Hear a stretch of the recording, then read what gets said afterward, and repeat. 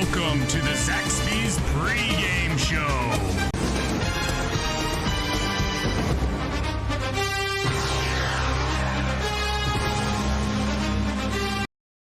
All right, welcome to the NFHS Game of the Week, and specifically, welcome to the Zaxby's Coaches Show, round 2 from here in Sanford, North Carolina, home of the Lee County Yellow Jackets as they host Southern Nash. Guys, I kind of went into this week as I was digging into film and into statistics thinking Southern Nash, another maybe cupcake for Lee County. Really not the case. These are two evenly matched teams, or do I have it wrong? So from the research I've done of the Firebirds, Southern Nash Firebirds coming out of Bailey, North Carolina, not a pass-heavy offense. We'll just go ahead and warn all of our viewers at home. They've thrown less than 30 passes through the season and completed less than 400 yards, but their completion they have been very successful. Watching some warm-ups and some film, looks like they run a real tight double wing set, a lot of misdirection, a lot of pulling guards. It'll be interesting to see how that defensive line of Lee County stacks up to all the movement and all the moving pieces of this offense. All right, you know it's postseason football when Coach Rob Patterson shows up in the booth. Coach, how are you? I'm good. How about y'all? It's great. It's great to see you back, man. It always is like come full circle when you're back in here because this is where I started 10 years ago, I think it was. What have you gotten to see of Southern Nash so far? Anything that Nate missed? No, they played a really tough schedule. I mean, they beat a tough Rocky Mount team. They took Northern Nash into overtime, so and they were 9-1 this year. So they have played a good, solid schedule. They average over 40 points a game. I mean, they take it to you. They're explosive, even though they're run dominant. Excuse me.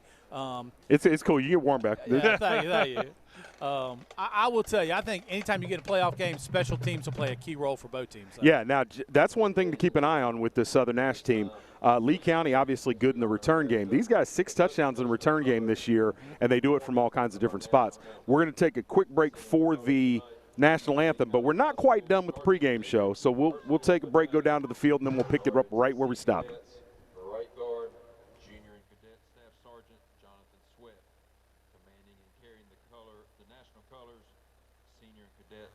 Lieutenant Colonel Kayla Roach, carrying the state flag, Senior and Cadet Sergeant Courtney Calder, and left guard, Freshman and Cadet Private Narion Woods. Performing the national anthem tonight will be your marching Yellow Jackets under the direction of Bryson Lyons and Matthew Voles. Up. 1, 2, 3, 1.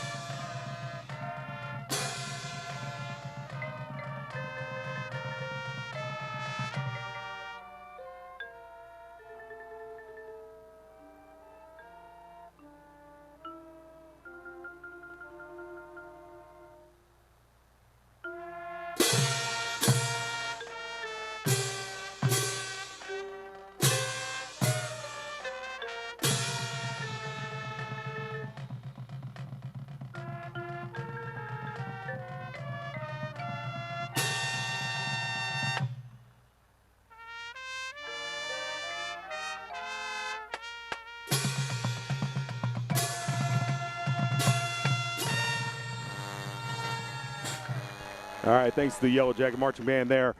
With that rendition of the national anthem, guys, I want to throw some numbers at you. Rob, you said that Southern Nash played a good schedule, and they did. And the difference in their schedule between when you look at them up against Lee County is Lee County had a couple cupcakes, Southern Nash didn't. However, the top of the schedule is a completely different story. Southern Nash played one top 50 team all year, that being Northern Nash. Now, Northern Nash got them in overtime, so it was a tight game.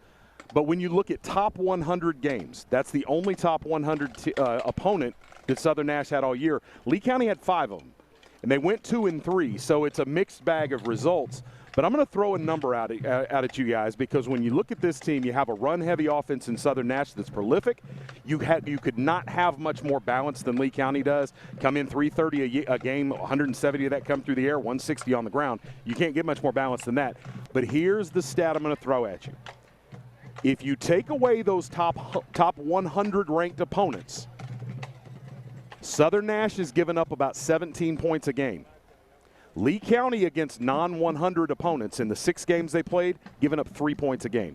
And that's a pretty impressive defensive stand. And then when you take into account what those non-top 100 opponents were, a lot of 2A opponents cracked in there because Southern Nash plays that split schedule, and putting up 10 yards a carry like they had 2 backs do this year is awful easy playing against some 2A competition. Now, I'm not trying to bash their schedule as a whole, but you don't have too many 220, 230-pound linebackers to run a 4-6 and go sideline to sideline.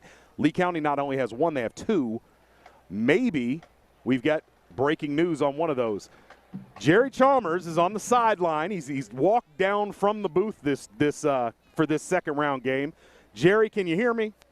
I can, man. All right, Jerry, we're talking about the defenses, talking about the matchup. Lee County struggled in the run game. They might get a boost, a shot in the arm tonight. What do you got for us? Man, just to let everybody know, in case you've been wondering, everybody's been asking questions. And as we can see walking on the field right now, we have number 34, T.J. Johnson. He is back for the second round of this playoff series. This will give a tremendous uplift to the Jackets' run defense. He is their captain. He is the backbone of this defense, and he's back. All right, T.J. Johnson, the All-State linebacker. It's not only what he can do physically on the field, but what he brings in terms of settling that defense. When he fills as well as any linebacker I can think of. Rob, you're a linebacker guy. You ever seen anybody fill as well as 34? No. He gets to the gap quickly, and he brings something when he gets there. Yeah, so he and JoJo Jennings, number 22, you'll see them featured at linebacker. That's a huge deal because, like I said, it settles the defense. It also gives them more flexibility. Can you sense a little bit of difference in the attitude of those players now that they know they've got their guy back, Jerry? I missed that. I missed that. We had a little bad feedback there. That's all right. I said, can you sense a little bit of difference in the attitude of these players knowing the number 34 is back? I just watched him walking onto the field, and you can tell he's just been itching. I spoke with, a couple of players over the week, and everybody was excited to see TJ back at practice because, he brings that different dynamic to the defense. He's that leader on that defense. So, of course, they're ready for this game. If they ever been ready, having him back, having that extra, they're definitely ready tonight. All right, Jerry, my only advice, it's been a while since you've been on the sideline. Hey, I'm happy. Coach Patterson says whatever you do, don't get hit in the chest with a football tonight. we will check in on you later. Thanks for that report. All right, man. I'll see y'all soon. All right, the Zaxby's pregame show. Anything else to add? Ready for some playoff football here at Paul B. Gay Stadium. I tell you, Nate, it's good to have you back, Coach. This is the time of year you duck in. I hope you brought some good luck with you, and we're ready for some football. The NFHS Game of the Week is coming up. This has been the Zaxby's pregame show. Chris DeLambert on the play-by-play. Got 2 color guys tonight. I don't know what I'm going to do with you guys. Nate Cochran, Coach Rob Patterson. We will see you with the kickoff after these messages. This has been the Zaxby's pregame show. My fault.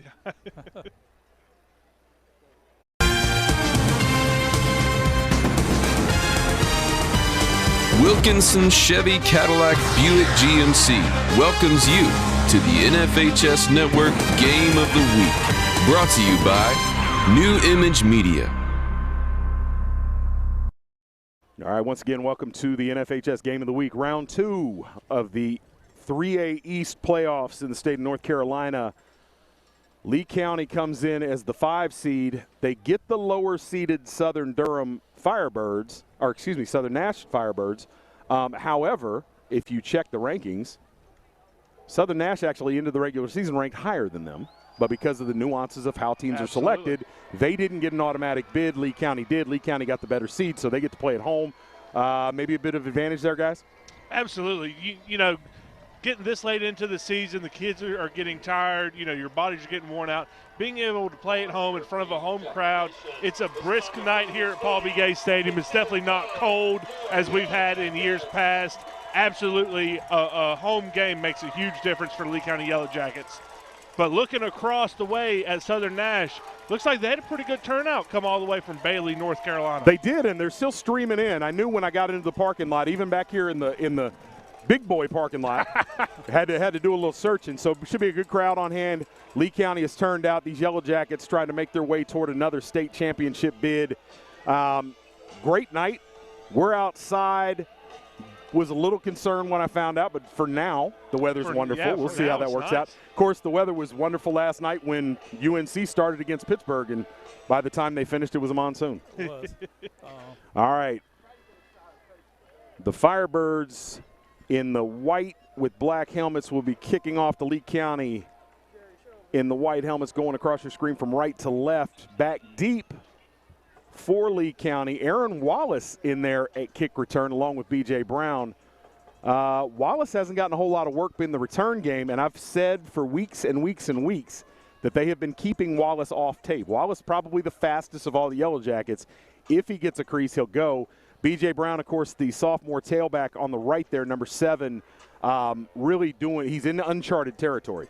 You guys have been around the Lee County program for a million years.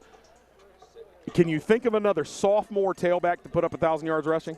So Rob and I were eating supper tonight at a local eatery prior to, and I made the comment, number 7, B.J. Brown is the most explosive running back that I've seen come through Lee County in a very long time. I would temper that and say as a sophomore. As a sophomore. Yes. All right, that kickoff, flirting with the boundary, and it'll go out of bounds. Flag comes in. And to your point, they did not try to kick anywhere near that young man. No. Why would you, though? You're right. Probably didn't intend to kick it out of bounds, but certainly we're trying to keep it where there was minimal damage. All right, so Lee County will take over 1st and 10 at the 35-yard line. We talked about the balance. I don't know that the coaching staff came in this year thinking they would be this balanced. A little uncertainty with what they could expect from B.J. Brown. He's gotten better and better and better and carried more of the load as the season's gone on. And Will Patterson, senior quarterback from the gun, he'll fake it to Brown.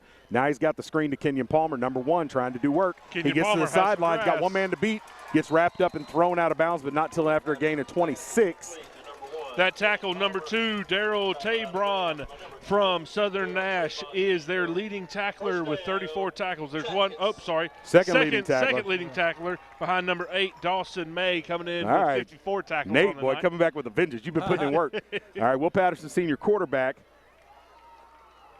Hands to Brown. Brown up the middle to the second level. And he's got the linebacker misses and will get out of bounds close to a first down. We'll call it 8 on the first down carry. And I tell you, if B.J. Brown can do that tonight, it's going to be tough sledding for Southern Nash. The observation I was going to make about Will Patterson is if you look at him statistically, he's down in every single category from last year. I think everybody associated with the program thought that he would bounce. It was a tougher schedule. He dealt with some injuries.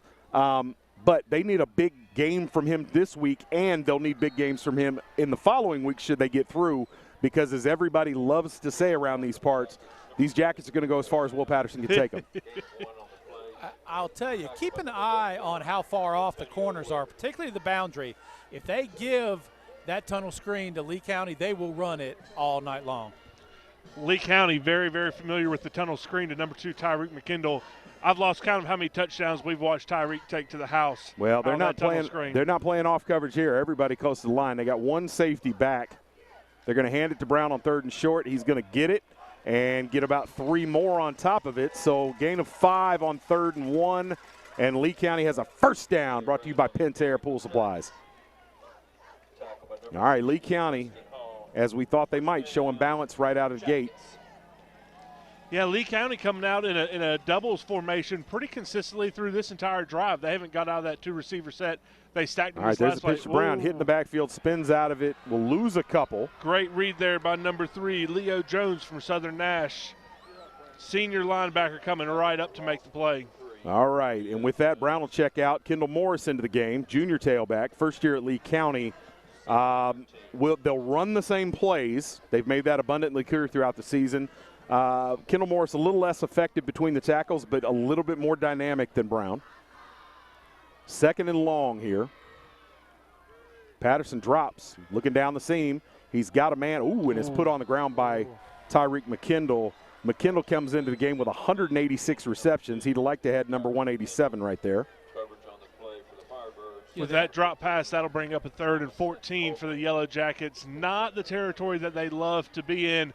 Will Patterson is great at that mid-level throws. We've seen his long throws have a little bit to be desired for the year. All so right. be interested to see what Bordeaux throws. And at for the Firebirds in situations like this, keep your eyes open for Zay Horton coming off the edge. Leads the team in both tackles for loss and sacks. Trying to get a little bit there. Played it really conservative. That'll bring up 3rd and 11. I think the offense is going to stay out on the field here. You don't gain much by punting it, and this is not quite into field goal range. No, I think Coach Bordeaux knew they were in 2-down territory there, probably trying to get about half of it back on that run for a little bit of a shorter 4th down than what they're facing. Good defense there from the Firebirds as they swarm to the ball. All right, Patterson, 3rd and 11. Drops. Looking downfield, looking for Palmer. Palmer's got a step. He catches it. He's into the end zone. Touchdown, Jackets. Kenyon Palmer, 31 yards on the reception. He has all the receiving yards on that drive and is into the end zone. Lee County with a quick score to take a 6-0 lead, 9:31 to go, first quarter.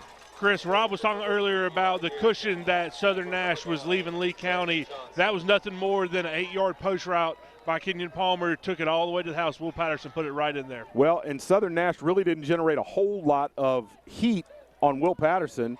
And that route took forever to develop. Oh, yeah. Ran the post from the outside all the way to the middle of the field. Jackets 7-0. We'll be back with the kickoff after these messages. WilkinsonCars.com. Come visit us at our new location in Sanford. With the same great staff and the same great service. Test drive one of our many different vehicles.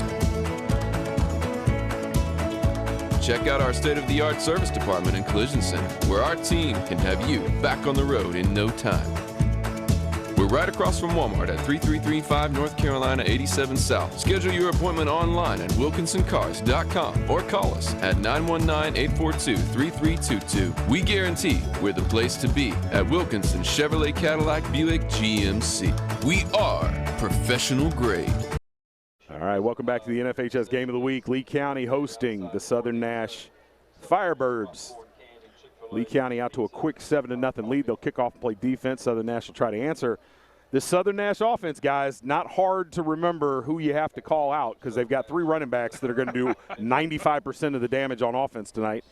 And I'm going to tell you, watching the film, I don't know which one of the 3 I like better. I mean, they all do different things. Jackson Vick, the senior, 5'11", 165, is probably the scariest athletically, but I don't know, Jackson Vick is as well. Or, excuse me, Traylon Mitchell is as well. But these guys all have a little bit of something different they do, but just not a whole lot of different things that they do on offense. It's going to be interesting to see, you know, they run a quirky offense. You don't see it very often. It's kind of like the Pinecrest and what used to be the Tritons back in the day, where they run something you don't see every week, so it makes it very difficult to game plan. Be interesting to see how Lee County responds to this. All right, so a little squibber there. Good coverage by the Jackets. And they'll stop the return at the 30-yard line. Firebirds out, led by their quarterback. I want to make sure that I've got the right quarterback in the game because they play 2 different quarterbacks. Yeah, they do. And they switched it up on me. That's number 9, Zyshawn White. Zyshawn White, a little bit more athletic of the 2 quarterbacks, but not really prolific in the run game. About 150 yards on the season. This is not the look I expected. 3 wides. They're going to run the jet sweep. Here's a reverse. Oh. And it's on the ground. He's and open. This is trouble. They got a man right down the field. There's no way he can see him. And they're going to lose 10 on the play. Interesting design. Southern Nash coming out with a little bit of trickery. Coming out of the gate, I tell you. And they had a man wide open down the field, but the mess up on the pitch back just really hurt him. All right, so 2nd and 20. And ordinarily a run-heavy team, you say this is where you don't want to be, but this team averages these backs 10 yards a carry between the 3 of them. 2 of them are over 10 yards per carry. The other is 8.5. Chris, they had a quarterback change. The Firebirds did. Number 10, Brock Alford is back. And that's who I expected to see start the game. There's the pitch, and great job of dragging him down as he almost got loose. And that's Mark Schlesinger, I believe, that might have hurt his shoulder holding on to that jersey. This is a guy that Lee County can ill afford to lose. He plays a lot of different roles in that defense and is the backup quarterback. Schlesinger is down. All right, while they tend to him, we'll take a quick break. We'll be back. Hopefully he can get up and get off his own power. You're watching the NFHS Game of the Week. Are you ready to sell your home and don't know which realtor to choose? Well, not all realtors are the same. I'm Crystal Copas, and I don't just stick a sign in the yard, throw it in the MLS, and hope to collect a commission. I provide a customized marketing plan that includes professional staging, photography, videography, and drone at no cost to you. Contact me, Crystal Copas, with RE/MAX Real Estate Service, and let's get your house sold. 919-356-5402 or visit me at crystalcopas.com. All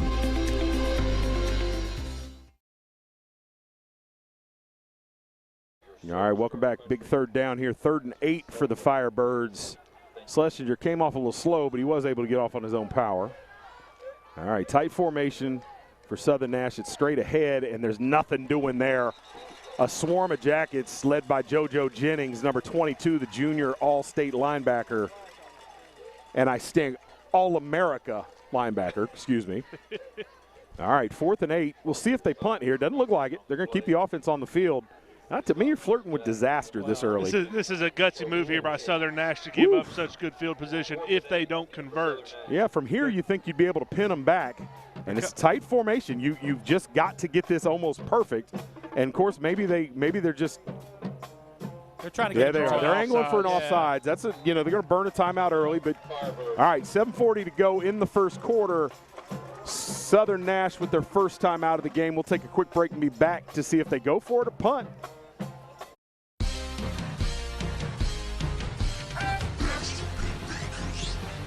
All you do is win, win, win, no matter what. We got you on our mind. We can never get enough.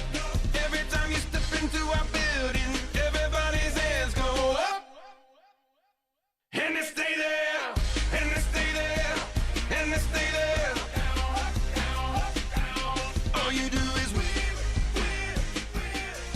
Put your hands in the air when you go there. Visit us online at ClassicNissanSanford.com or call 1-855-461-9595. Classic Nissan Sanford. All right, welcome back to Lee County. Going into the break, I think all three of us thought for sure we'd see the punt team come out for Southern Nash. Guys, I don't think so. I think they're going to go for it on 4th and 8. On their own 35-yard line, 7:40 left to go in the first quarter. Ooh. You are sure looking at a team that does not look like they're going to punt, Chris. All right, here we go. Tight formation again. And the issue I've got here is everything has to go really right. All right, they're going to reverse again. It's going to be. Oh, my goodness. It's going to be. No, he's forced out of bounds. Oh, goodness gracious. Oh, my goodness. Number 2, Tyreek McKendall blew up a block. Didn't he, though? To force. They're going to get 34, T.J. Johnson, in his return with the laid out hit out of bounds. It's horrible. Wow. Boy, they got bailed out there. Ooh. Wow. That was a love tab, guys. I did not see it. I was still watching Tyreek McKendall blow up. I tell you what, on a blocker. 4th down play when you're 2 yards from the sticks and you decide to turn it up into the sideline instead of fighting for the first down, I think I'd forgive the defender there. And it looked to me like T.J. Johnson pulled up, but the referee saw it otherwise. 1st and 10, Southern Nash, new life. They come out in that tight set again. And miscommunication going the wrong way.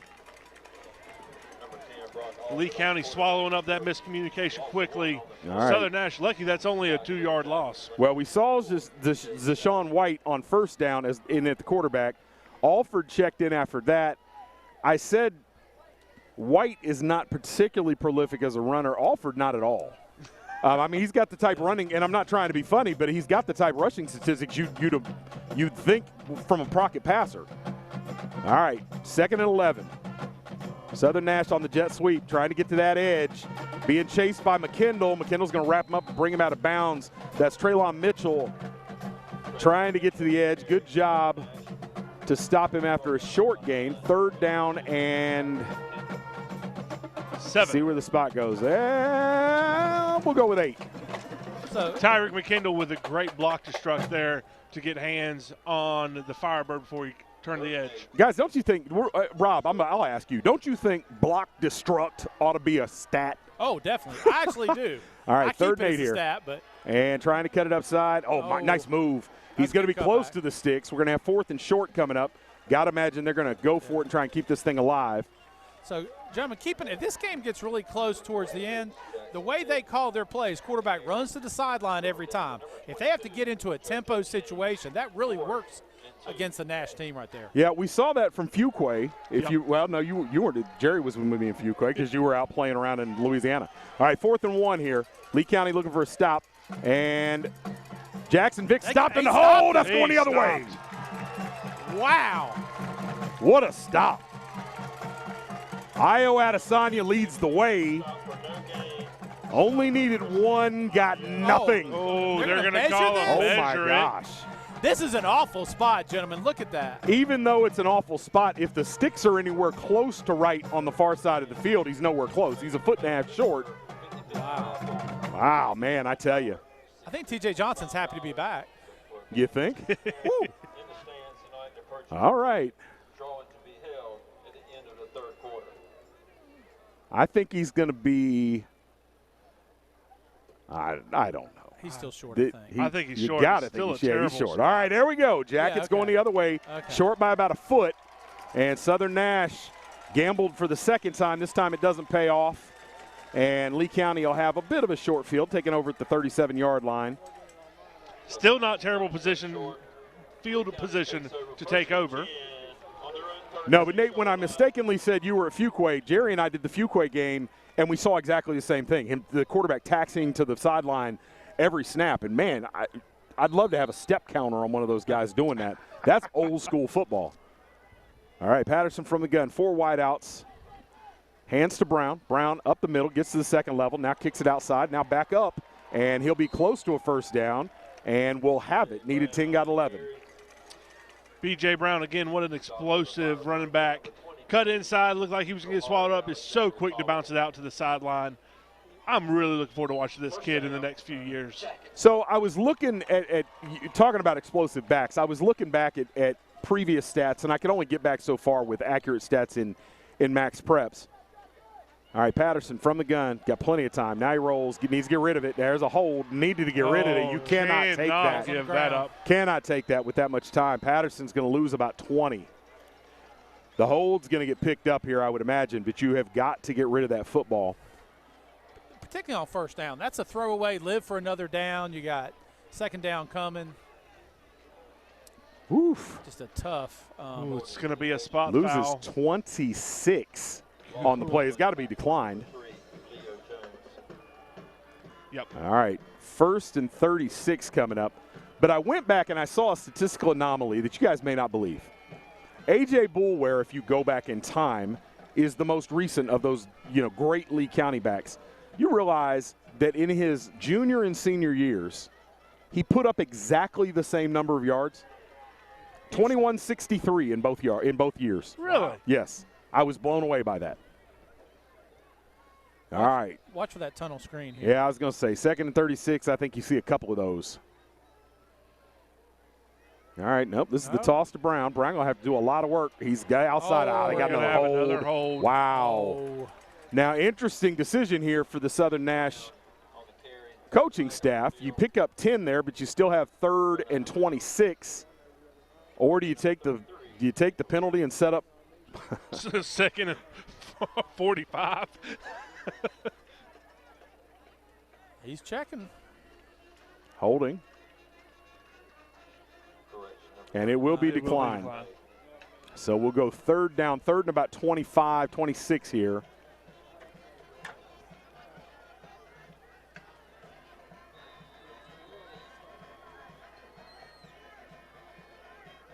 Lee County coming out in trips formation to the wide side, which is closest to all of you. You got quarters coverage here. Man.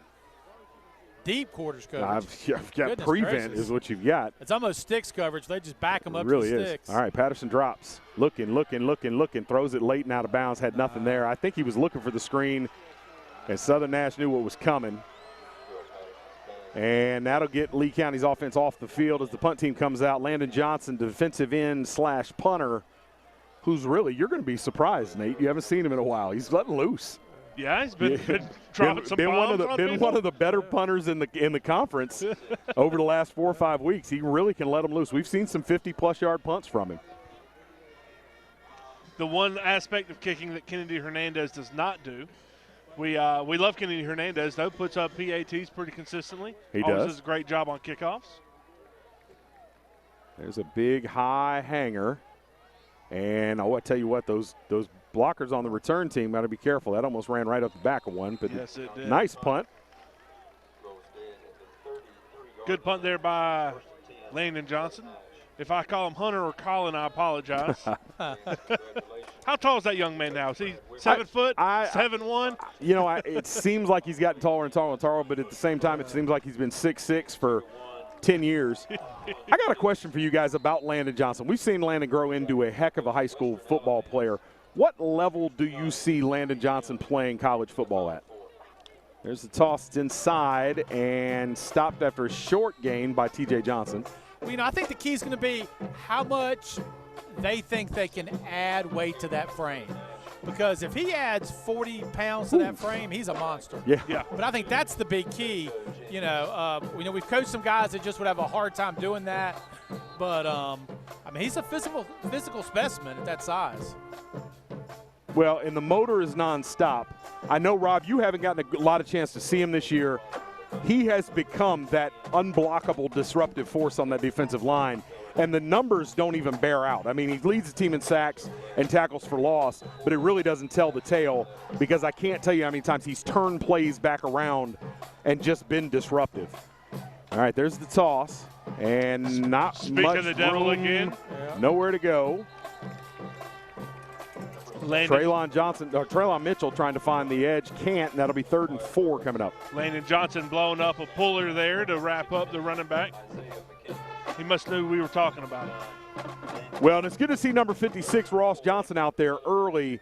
Ross was really having an all-conference type year and came out of nowhere as a disruptive force on this defensive front, and then got hurt and came back right as the schedule kind of heated up. There's the toss inside, and that's going to be stopped about a yard short of the first down. Another decision coming here for Southern Nash.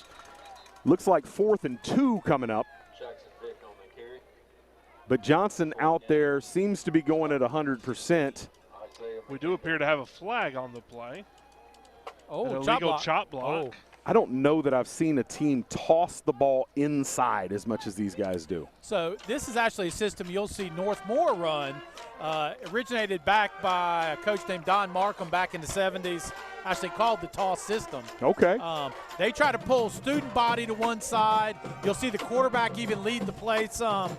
They're just trying to outman you that side, but it demands double teams to the point of attack, and that's what Lee's stopping now. They're just refusing to be double teamed on the play side, and that's what's stopping this. All right, instead of 4th and 2, we've got 3rd and 18. A little bit of a different look for this offense. Lee County moving pieces around. They're going to take a timeout. They weren't ready for Southern Nash to come out in the spread.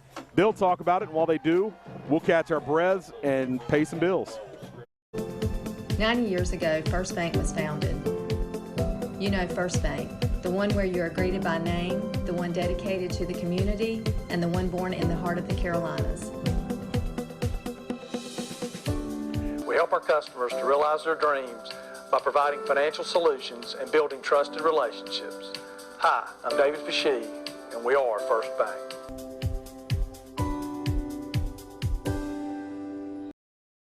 All right, welcome back to Sanford, North Carolina. Lee County, the Yellow Jackets struck quickly, and now this game is sort of ebbed back and forth. Disjointed, I'd say. A lot of penalties. A lot of penalties. Some very impactful penalties in particular.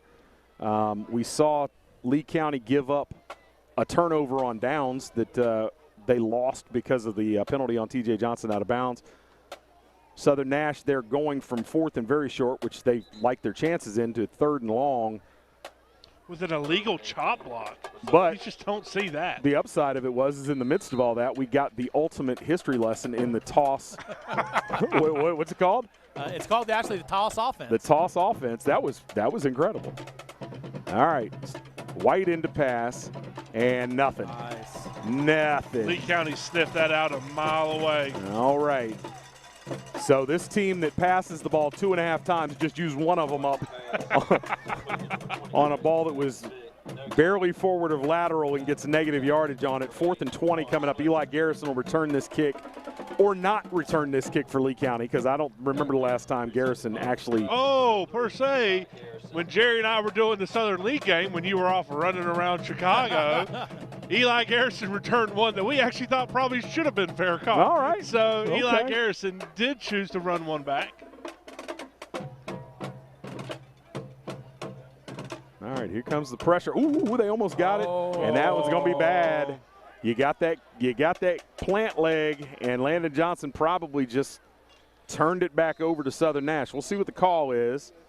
Pretty little pirouette by the punter there after he got hit, and it is the personal foul. And that goes from 4th and 20, turning it over to 1st and 10, Southern Nash, and that's twice. They weren't forced to pay for it the first time around, but this one's going to sting.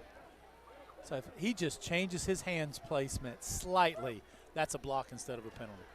Yeah, tried to pick it off the punter's foot and probably just should have put his hands in the air. Taking the ball in the chest. Yeah.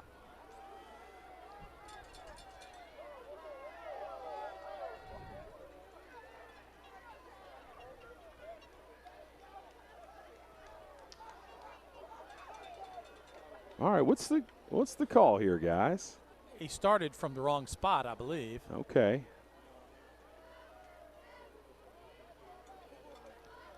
Refs are signaling 4th down again. Now there comes the first down signal. The chain gang was a little late to the party.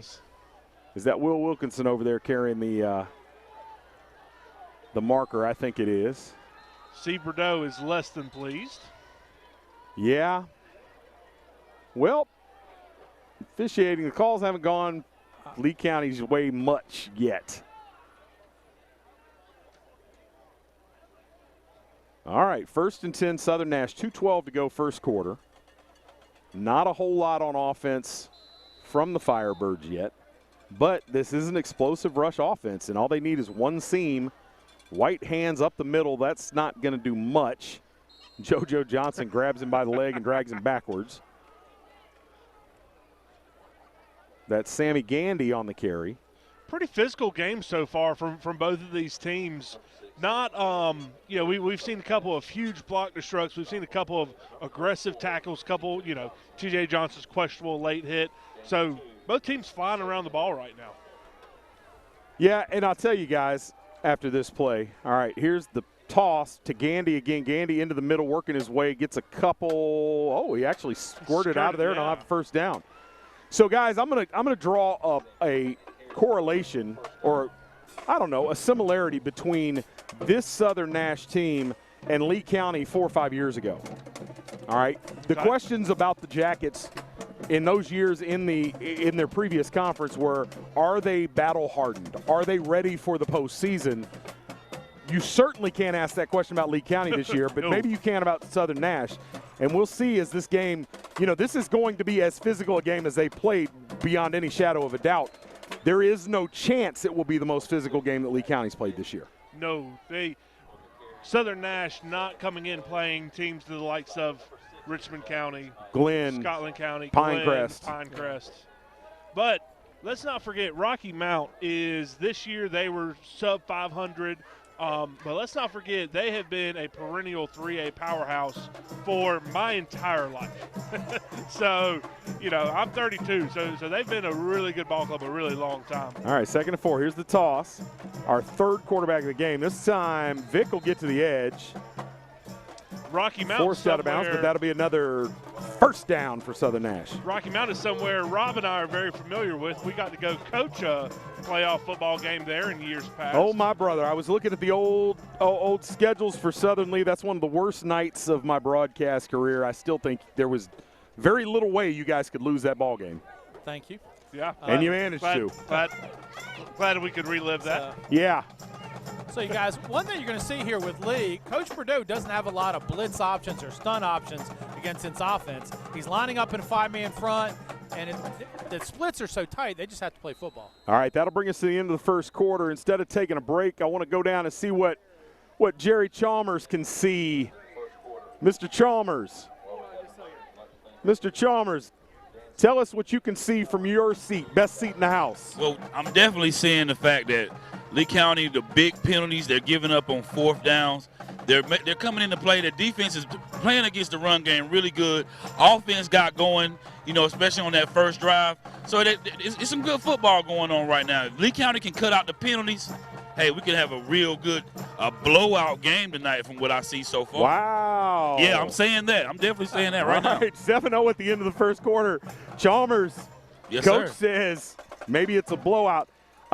Hey, real physical game so far, Jerry. Keep an eye on things, and we'll check back in with you shortly. See you soon.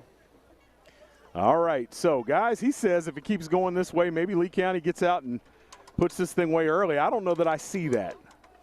I think this was going to be pretty tight through the entire night. This one might come down to the possession game of who can control the clock better and who ends up with the ball at the end of the night. So we haven't seen, at times Lee County's offense has been less than thrilling. And Southern Nash obviously has not been able to do much with it yet, but they're always one play away. So it'll be interesting to see. I expect a pretty defensive-heavy game tonight. All right. So I'll tell you, Guy, it's interesting. There was a time earlier in the season where you'd be really concerned about the amount of time that this Lee County defense was on the field, but they go so deep at this point, especially on the defensive line. It's going to take a lot to make it a factor. Oof, I tell you what, Gandy pops off a block and is spun out of bounds, but he'll be near a first down. So, guys, for Lee Senior, the key to this is being patient. Nash is going to get yards. What you got to keep him from doing is getting big plays and getting in the end zone. But you got to kind of get your mind wrapped around the fact that you're going to give up some first downs. All right, 2nd and 3 coming up for the Firebirds. On the counter, though, you don't want to give up too many first downs. All right, this is Vic. He'll be hitting the backfield. He's working to the sideline, and he'll be pushed out after no gain. 3rd and 3 coming up. All right, guys, I want you to keep your eyes on number 64 checking into the game. Player that neither of you is familiar with yet. This is Fat Baby. All right, drop some knowledge on Fat Baby. I'm telling you, man, Prince Lamison, transferred from Southern Lee, has had an enormous impact, guys, as a sophomore. The concern I have, though, is he is amazingly athletically gifted, but he hasn't played a whole lot of varsity reps at this level. And against a defense or against an offense that is this confusing, I worry about assignments. So keep an eye on number 64 as he checks in. All right, quarterback going to keep it, gets to the edge, and it'll be run out of bounds by number 2, Tyreek McKindle, down near the 10-yard line. Firebirds into the Remax red zone. Chris, that looked like a botched play. Quarterback really turned the wrong way, kind of stopped looking for somebody, wasn't there. Just kind of made something out of nothing there. All right, Zashawn White. I talked about him not being that dynamic. That was pretty dynamic right there. Alford checks back in at the quarterback position. Yeah, that's about the 3rd time Nash has had a play mishap where players are going the wrong direction. A lot of substitutions coming in and out for the Firebirds. Be interested to see what package they put together here. Well, and White checked back in. I don't know if he – all right, so he didn't check in. He was just over there getting the play. So 1st and 10 from the 11. They can get a first down without scoring. That's stopped for no gain. Lee is doing a great job setting the edge on those jet sweeps. One of the Boom brothers, Isaiah McKindle, there leading the way. When we talked about depth that's been created over the course of the season, some of it out of necessity, Isaiah McKindle getting big-time reps here in the playoffs. Another one of these sophomores for Lee County. 2nd and 11 coming up. They'll give him a tackle for loss on the play. All right, White's still in there at quarterback. And here's the toss inside. That's number 26, Jackson Vick. He'll work his way close to the goal line, be stopped at about the 3. It's going to bring up 3rd and short inside the 5. Lee County did a great job of making initial contact there. And this Southern Nash team has so many people going to the point of attack that they can just start to drive your ball carrier another 4 or 5 yards. Southern Nash drove that ball carrier at least 5 more yards for a group of Lee County Yellow Jackets could gain. Well, we saw from Vic on that play something we hadn't seen much of. We've seen him give himself up pretty easily a couple of times. Not that time as he continued to fight. Here's the toss to Vic again. Cuts it inside. He's going to be brought down short of the goal line. Oh, no. He's in. Touchdown. I thought they got him down short of the goal line, but he fell forward into the end zone, and Southern Nash scores their first touchdown of the game, 7-6, and on to attempt the extra point. Jonathan Daniels, 35 of 42 on the season on PATs. Lee County loves to block a kick, and at the pace and sort of, cadence of this game, a block kick, a point coming off the board, they got it. Horrible effort there, and never got off the ground. Lee County got one. I spoke it into existence. We'll take a quick break, be back as Southern Nash kicks off 7-6 Lee County in the second round of the 3A playoffs. Pentair, empowering people to move water, improve water, enjoy water, so that people can live their best, healthiest lives. Lives with purpose. Lives with enjoyment. Lives that flourish. Lives with hope. Because at Pentair, we're not just about better water. We're about better life. Pentair, bringing water to life, for life. All right, welcome back to Sanford, North Carolina, county seat of the great Lee County. Well-centered, they say. Well-centered we are. I guess that's a good thing. We're centered right smack dab in the middle of the state. All right. At the great Paul B. Gay Stadium. Good turnout tonight for our local Sanford Indians. Rome Wackowitz to kick. B.J. Brown fields it and doesn't make the first man miss. Good coverage there on the kick. Leo Jones, number 3 down there for the Firebirds. Leo Jones was coming down there like a rocket. B.J. Brown, not a whole lot he could do there.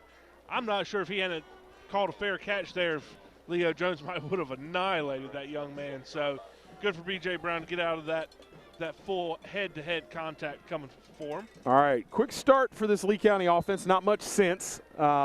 Patterson took a big sack in one of those series and just not able to get untracked. And, of course, the Firebirds just hung on to the football. They'll hand to B.J. Brown on first down. He kind of disappears and teleports for 5 or 6. Lee County still in that doubles formation. When I watched them against Southern Lee in previous games, they didn't sit in that doubles formation too much. So head coach Steve Bordeaux, who's also coaching he's the offensive coordinator and the defensive coordinator this season, must see something in the Southern Nash. All right, Aaron Wallace checks in at wide receiver over on the far side. It's notable because Wallace, I said in the opening, one of the fastest Jackets. I don't think we've seen Aaron Wallace at receiver in 6 weeks. He's played exclusively at cornerback, and I've been joking with Coach Bordeaux this entire time. I know you're keeping Wallace off tape, but with Wallace in there, watch for the screen to Wallace because he will absolutely run past everybody if he gets the opportunity. The last play was and I tell you, attempt. if they have got they're bringing that safety down the box. They got man coverage on Wallace over on the far side. That is danger. But instead, they'll hand it to Brown. Brown picking his way and does a good job forcing the pile forward. Needed 2, got 4, and that'll be a Jacket first down. So keep track. When Lee runs that tunnel screen, they run it so much better to their left than they do their right. It hits quicker. They like running it when they get the tunnel side to their left. The boundary side to their left. So let's watch for that next time the ball's on the opposite hash. Well, not only do I think that they run it better to the left, but I also think they run it better to the wide side of the field. We'll see if either one of us is right here. Softer coverage this time for the Firebirds. Patterson drops, looking, got a man, throws it late. That's Garrison. Sure-handed receiver, got 11 on that first down reception. That'll be another Lee County first down. Eli Garrison, senior wide receiver, has always been that steady hand for the Yellow Jackets. Has done a phenomenal job this year. When they need a big catch, he's the guy to do it. Yep, 3 years in the offense. He's just become a bigger and bigger part as time has gone on. And Garrison is creeping up on 500 yards receiving for his career. That'll move him up to 488 right there. Brown with the first down handoff. And a good job of hanging onto those ankles there in the middle of the defense. That was Dawson May who saved a touchdown. So Lee went to a trips formation to the field side that time, and it left McKendall one-on-one on the single-man side. Let's keep an eye on that for later. All right, Lee County going to come out of that trips, and they're going to go they're more conventional, what they're accustomed to. 2 wide right, 2 wide left. Defense, I think. All right, Kendall Morris in there at tailback. And Patterson's going to throw. He steps up. Now he's got room to run. And slides. And will be close to the sticks. They're going to mark him at the beginning of that slide, so it'll be yard short, 3rd and 1. Will Patterson, years past we've seen not incredibly comfortable moving around with his feet. The last few games that I've done, don't get me wrong, he is not going to win the 400-yard dash. But he will pick times to get effective with his feet, will get first downs, will get out of bounds, slide, get what he can. So overall, big improvement. All right, JoJo Jennings checks in for the first time at tailback, and they don't go to him. Patterson's going to throw it out of there late, 4th and 1 coming up. Got to think Lee County keep the offense on the field. Jennings checked in at tailback. We got a flag there late, and it's in the it's right behind the line of scrimmage on the defensive side. They're going to ineligible man downfield. Don't know what they had drawn up. And this is an interesting, do you take this penalty, Rob, or do you decline here? You 4th and 1 or 3rd and 6? What do you pick your poison? I think you take 3rd and 6. The way Lee County runs the ball, 4th and 1 is just probably a little bit too much for the Nash defense. Yep. You're right. They're going to take the penalty. That'll be 3rd and 6. And I tell you, I am certain, without going back and ticking boxes and counting exactly how many, I have seen more ineligible man downfield calls against this Lee County team this season than against any team in any season in my entire life, and probably 2 or 3 seasons combined. They were easily into double figures at this point. Well, and when we used to go against Lee County, we were having that in the pre-conference with the officials all day long. As much as they run tunnel, we were having that in the officials' ears. So I'm sure the opponents are still doing that. All right, 3rd and 6. Fakes to Brown, throws it late and is picked. Oh. You can't do that, and that's Jackson Vick. You can't let him get into the open field. So Patterson, under pressure, gets it out of there, but throws it right past his receivers. Jackson Vick doing it on the other side of the ball. Picks it up, and I tell you, that's almost a win if you throw it to a guy as athletic as Jackson Vick and it doesn't go back to the house. Absolutely. You're kind of counting your blessings. But Absolutely. Patterson, we talked about the stats being down from last year. That's his 12th pick on the year. Only threw 4 all last season. And Southern Nash trying to take control of this ball game. The Firebirds coming out on their own 42-yard line, hoping to put another touchdown up. 6:36 left to go in the first half. They'd love to get control of the scoreboard and get the ball second half. How big was that ineligible man downfield penalty? Here's another reverse. It's coming the way. Lee County's got it diagnosed, and they're going to stop it for no gain. 2nd down coming. Chris, back when I was calling offenses, you had 1, maybe 2 reverses in your pocket for a ball game. Southern Nash has found a way to run it multiple times consistently. Almost every drive we've seen some form of the reverse. Trickeration, they say. Yeah. All right, Noah Johns checks in on defense for Lee County. I believe that's his first look tonight. McKendall checks out. He'll go. He's one of the few Jackets that'll see a lot of reps both ways, and they've got to strategically get him some air. He is over there sucking down some water right now. Here's Jackson Vick on the sweep, and almost got around the edge. Comes out of his shoe, and it'll bring up 3rd and 6. Big couple of downs here for Lee County. I think they need to get this defense off the field and try and score before the half. Southern Nash, of course, will get the ball to open the second half. And, Lee County kind of counting possessions. this Southern Nash team really is running time off the clock, and that's not what they're accustomed to doing. They're accustomed to scoring touchdowns in the run game very quickly. Very quickly. They're not getting them in big chunks, but they're staying on the field. That's Gandy up the middle is going to be stopped after a short gain, 4th and about 4, maybe 5 coming up here. And this is the down. Lee County needs to get off the field. Southern Nash wants to keep this drive alive because if they can and they string together another couple first downs, Lee County's offense isn't going to get back on the field. So keep an eye on the official on the Nash side. Bordeaux was complaining earlier about how far the coaches were getting on the field over there. All right, here we go. We're going to get a timeout, I believe. Well, I don't know what the hand signal is there. They're going to make somebody come off, maybe a uniform issue. That's the second uniform issue we've seen from Southern Nash. Well, you know, normally when you see a uniform issue, you see a guy run back to the bench to get something. I don't see anything from him there. It could be, I know this sounds crazy, I think his pants were up above his knees. And that's a mess. That's going to be a turnover. The center snapped the ball. Nobody was ready. That's going the other way, I believe. I don't see any flags. And that is going to be, they're talking about it. Looked to me like the center snapped the ball. Yeah, that's first down Yellow Jackets. Coach Bordeaux certainly thinks so, and he's had an awful lot of calls go against him so far. He might come unglued. I don't understand why this is taking so long. I don't either. False start. Oh, wow. How do they call a false start on the center? When a ball is snapped. Wow. All right, so not the worst thing could happen to the Jackets. And now we're going to see Southern Nash punt this thing away. Interesting call. I tell you what. Very interesting call. All right, the last time Southern Nash backed up to punt, Landon Johnson should have blocked it. Instead, picked up a personal foul call and kept the drive alive. Lee County is coming after this thing. They've got 10 men on the line of scrimmage. Nope, now they back out 3. They're not coming.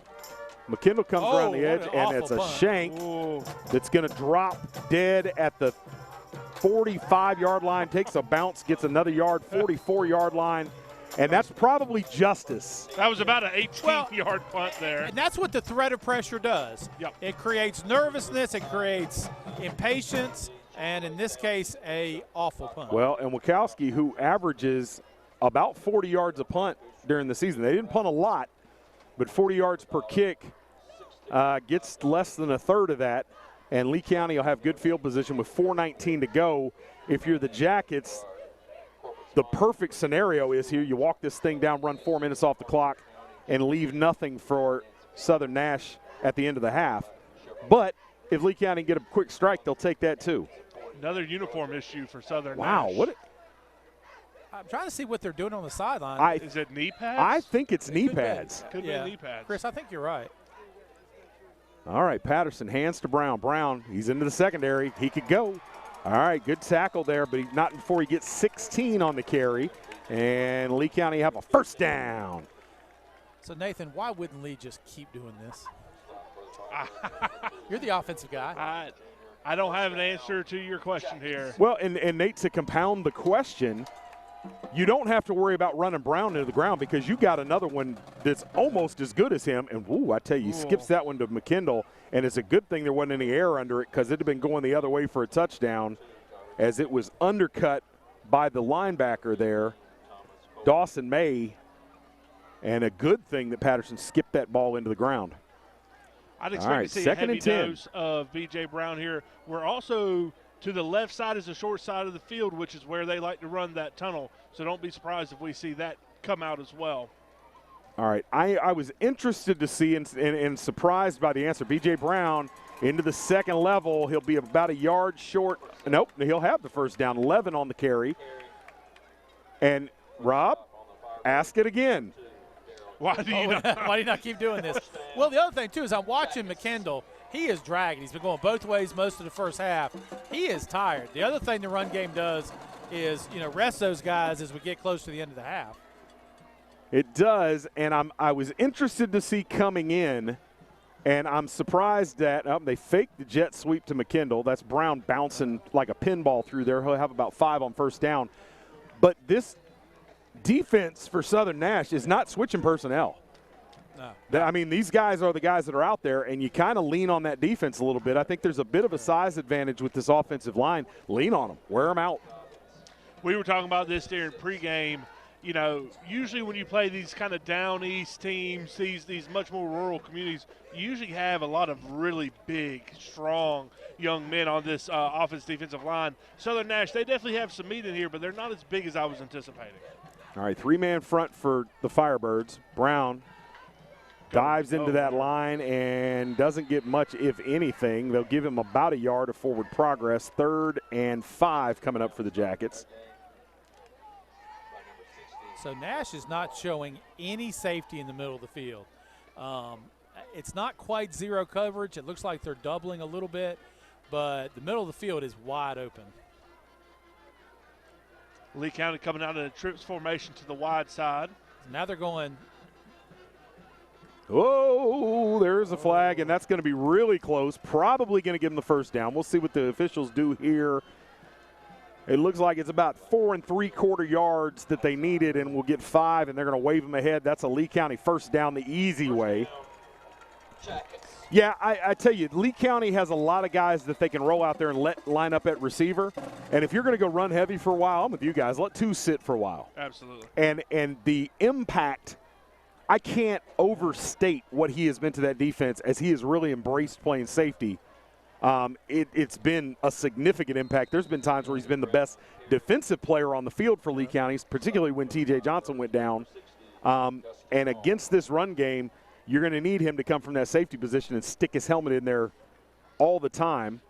For now, they'll leave him in there at wide receiver. Lee County coming into a little bit heavier set. Number 22, JoJo Jennings, coming in as that second back. Well, when you got him beat up a little bit, JoJo Jennings, he runs inside. He is a man. All right, they're going to fake. They throw that screen. Oh, my goodness. Kenyon Palmer comes back and get it, and that went from disaster to a great play in a split second. Guys, I thought that was picked all day. Woo! But the Jackets, Kenyon Palmer with his second reception. Patterson let that thing go into a crowd. So, Chris, we were both right. They ran it to the left, but to the field. So we were both right. All right, Kennedy Hernandez into stretch the lead out to 14-6. We'll see if he can convert this. The kick is up. Kick is good. 14-6 Jackets. We're going to stay here and go down to the field. Coach Chalmers, can you hear me? He can hear me. He can't get his mic on. Here we go. I can, Chris. I'm here. I hear you got a guest with you. I do. I got 2 special guests for halftime. You know, I like to give a little bit of substance, add a little thing, something different to the halftime show, and I definitely got 2 special guests tonight. I'm fired up, man. Can't wait for it. Got 1:36 to go to halftime. Yes, sir. Stay tuned for the Classic Nissan halftime show with Coach Jerry Chalmers. Yes, It'll sir. be a good one. Yes, sir. All right, here we go. Lee County to kick off, 1.5 minutes to go. This is where the shortcoming of an offense like this, I think, can be on display. Now, that said, this is a team that's got the athletes. They can break one big, but I think the likelihood against a defense as athletic as this is minimal. But we'll see how it goes. Yeah, these very run-heavy offenses, you've seen it through Pinecrest. You saw it through Triton when they ran the wing tee. Very often when they got behind, they had to start trying to throw the ball, and it rarely went well. All right. Chalk and smoke down there from the student section. Baby powder. All right. Keep that down there, guys. Hernandez is going to put a – nope, it's a squibber. It's over top. Oh, man, I tell you, I like the idea, but I don't like the idea of giving a short field here. 41-yard line. No, and I think he was trying to get a little deeper. Nash has got 6 players on their front line on kickoff return, but right after that is a lot of green grass. Absolutely. Well, and those return men set back up at about the 5-yard line. I think in a perfect world, you hope Kennedy Hernandez could kick it over their head, but his range on kickoffs is right about the 5-yard line, and you run the risk of getting one of those playmakers and giving up a cheap one. But instead, they wind up with the short field. All right, Southern Nash, 1:36 to go. 2 timeouts in their pocket. Okay. And we're going to get a timeout from the officials. Nash looks like they're going to be. Now they got a. Is this another equipment issue, or they just have too many men on the field? And they did, and they're going to walk it off pre-snap. Whoa, all right. Can't give up that. Oh, you hate I to tell have you. that. Yeah. So I had one too many out there. That was Isaiah McKendall, They're in the young gun. sophomore. White hands, and it's going nowhere. Great stop by this defense.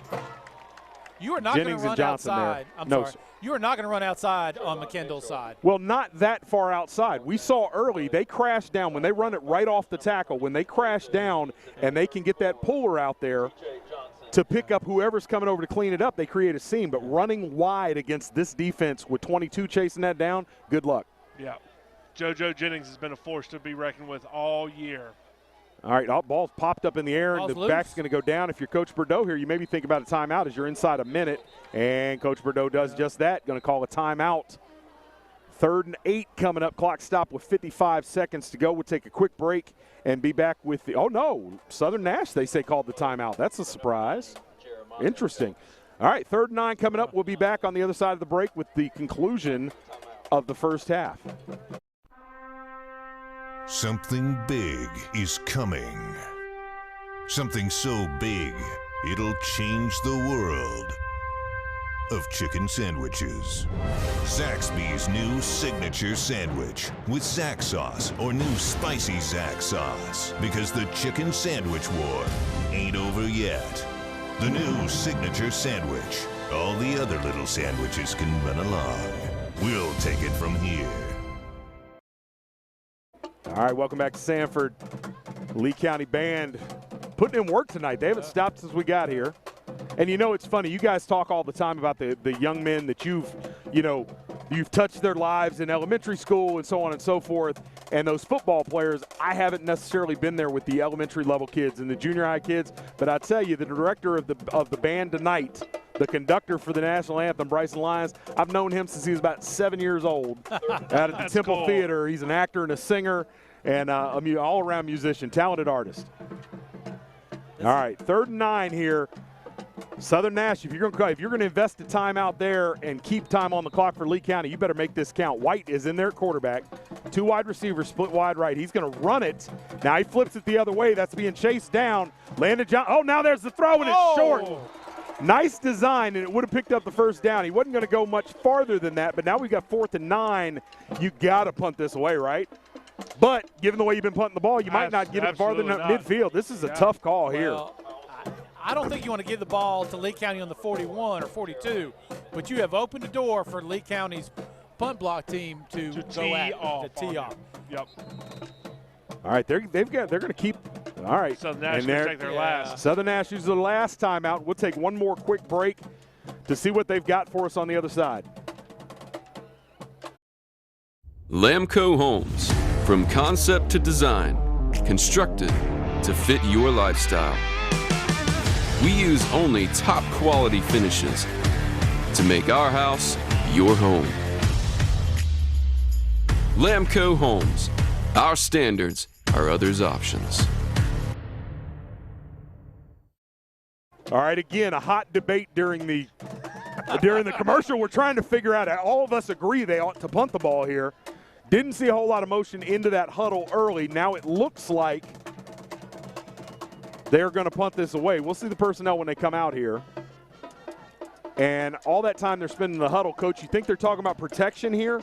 A lot of movement and players coming on and off the field, though. I'm not sure. And how this coach is still meeting with his team after the officials blow the whistle, I don't know. And let me tell you, the punt team's coming out, but let me tell you something interesting, guys. All of the starters on offensive line are out of there. Look at who's in there trying to protect on this kick. And you're playing against the number ones from that defensive front that are coming after this kick. It's an interesting group. It's an interesting. Now, beware the fake. Well, and Lee's in their safe punt group. They are protecting for the fake right My now. favorite part of their fake group is Tyreek McKendall being back there as the return man over the course, and it is the fake. And here comes Jackson Vick. He's got nowhere to go. He's going to be swallowed up, and that was never going to work. Terrible. Never going to work. But the problem is you can't get out of it. They used their last time out. They could have taken a penalty, but when Lee County says, yeah, we're just going to play defense, you can't run that, can you? you've got to be able to audible out of that and get a foot on it somewhere. All right, so with 3 timeouts and 42 seconds to go, Lee County's going to get another shot before the end of the half. Interesting that Kendall Morris is in there at tailback.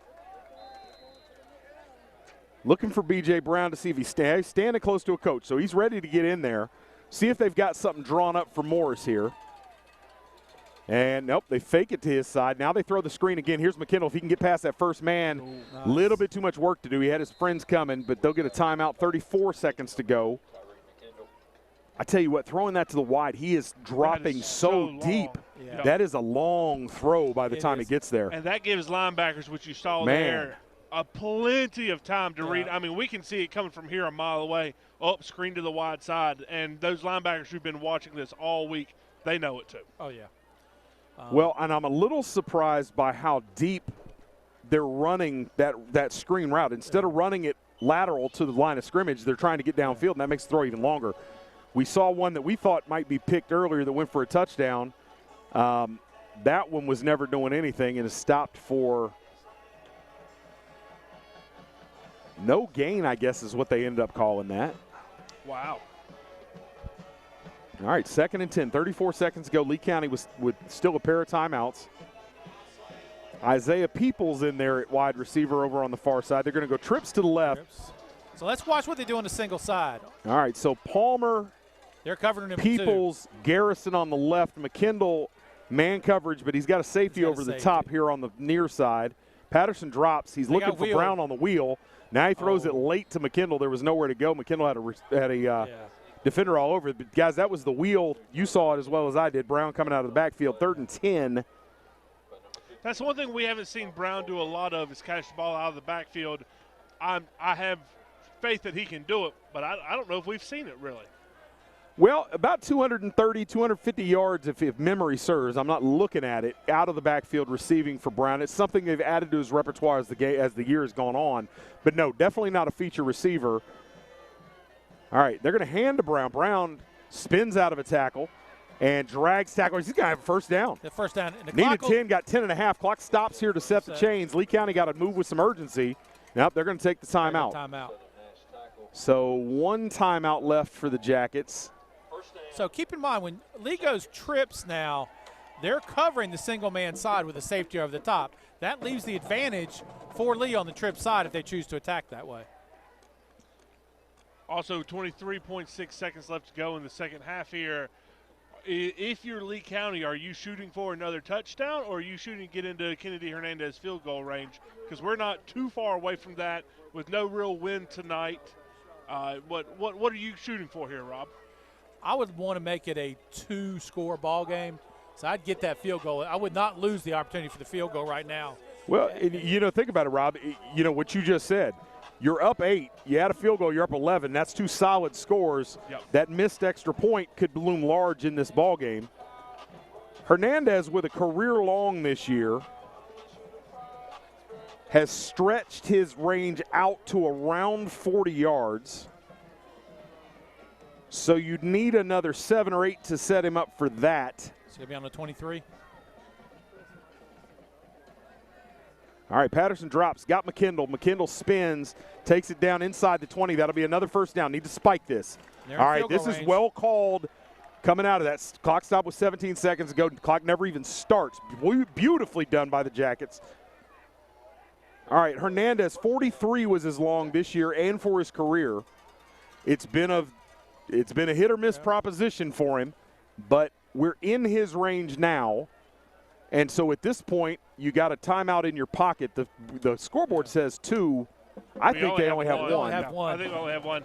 Do you run B.J. Brown or Kenyon Palmer there to the middle, have them plop, call a timeout, kick a field goal? It doesn't look like that's what they're going to do. I think we're going to see a throw to Morris out in the flat and let him try to do some damage. No, he's looking the other way. Looks for Garrison, throws it over his head, which is not hard to do. Garrison, not the tallest of the receivers. No offense. He's not standing next to Landon Johnson. No, and, Nash changed their coverage. They went to sometimes called cover 5. They got 2 safeties deep. Everybody underneath playing man-to-man coverage. It's a real safe pass defense to play. All right, Coach Bordeaux, who calls both the offense and the defense, having a long conversation with his quarterback, Will Patterson. Kendall Morris still in there. 13 seconds to go. Morris at tailback. Will Patterson at quarterback. McKendall by himself on the near side. Looking McKendall's way. Now he looks the other way. Now he steps up and he's going to be sacked. And you have to take the timeout here. And that's going to leave them when they get the timeout. They still haven't got it. We're 3, 2, 1. Coach Bordeaux's not going to take it. He's not going to take it. Not going to kick the field goal. I'm shocked. Well, that would have been 42 from there. I guess you don't want to take the chance of giving up a big play. Getting it blocked. Getting it blocked and going the other way. But and you can't afford a sack there. You know, Nash drops 8, only rushed 3, and still get the sack. The one thing you could not give up is the sack, and that's what we did. Yeah, you'd like to see him skip it into the ground. We're going to take a quick break, and then we'll be back with the Classic Nissan Halftime Show. It's interesting because Coach Chalmers teased it. I have an idea about 50% of the guests that he's coming in. The other half, I have no idea. We'll see when we come back. You're watching the NFHS Game of the Week. It's halftime. Stay tuned for the Classic Nissan Halftime Show.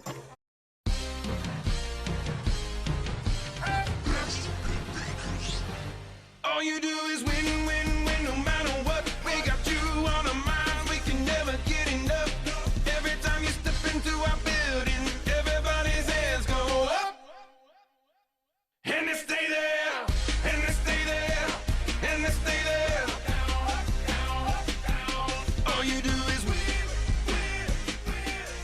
Put your hands in the air when you go down. Visit us online at ClassicNissanSanford.com or call 1-855-461-9595.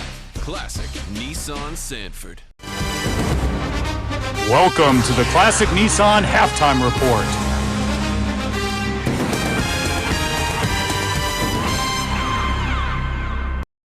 All right, welcome back to the NFHS Game of the Week. 14-6 Lee County at halftime. Southern Nash will get the ball to start the second half. We will talk about what we saw in the first half, but before we do that, we'll go down to the field for the Classic Nissan Halftime Show and Coach Jerry Chalmers. Coach, take it away. Welcome to the Classic Nissan Halftime Show, and tonight I do have 2 special guests, and I know that they're famous here in Lee County. Both of them are famous here in Lee County. I got Coach Willix, and I got the famous Coach Jacobs, the head coach and offensive coordinator from Middle Creek High School. Coach, how you doing? We're doing well, man. Thanks for having us down here tonight. So I gotta ask, how does it feel to be back home in Lee County? It's surreal, man. It's being here at a place where you've been in this community for the last 3 to 4 years.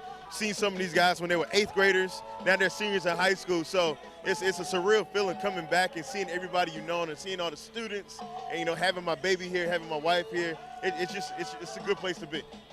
So with the season that you had this year, y'all had a great first season.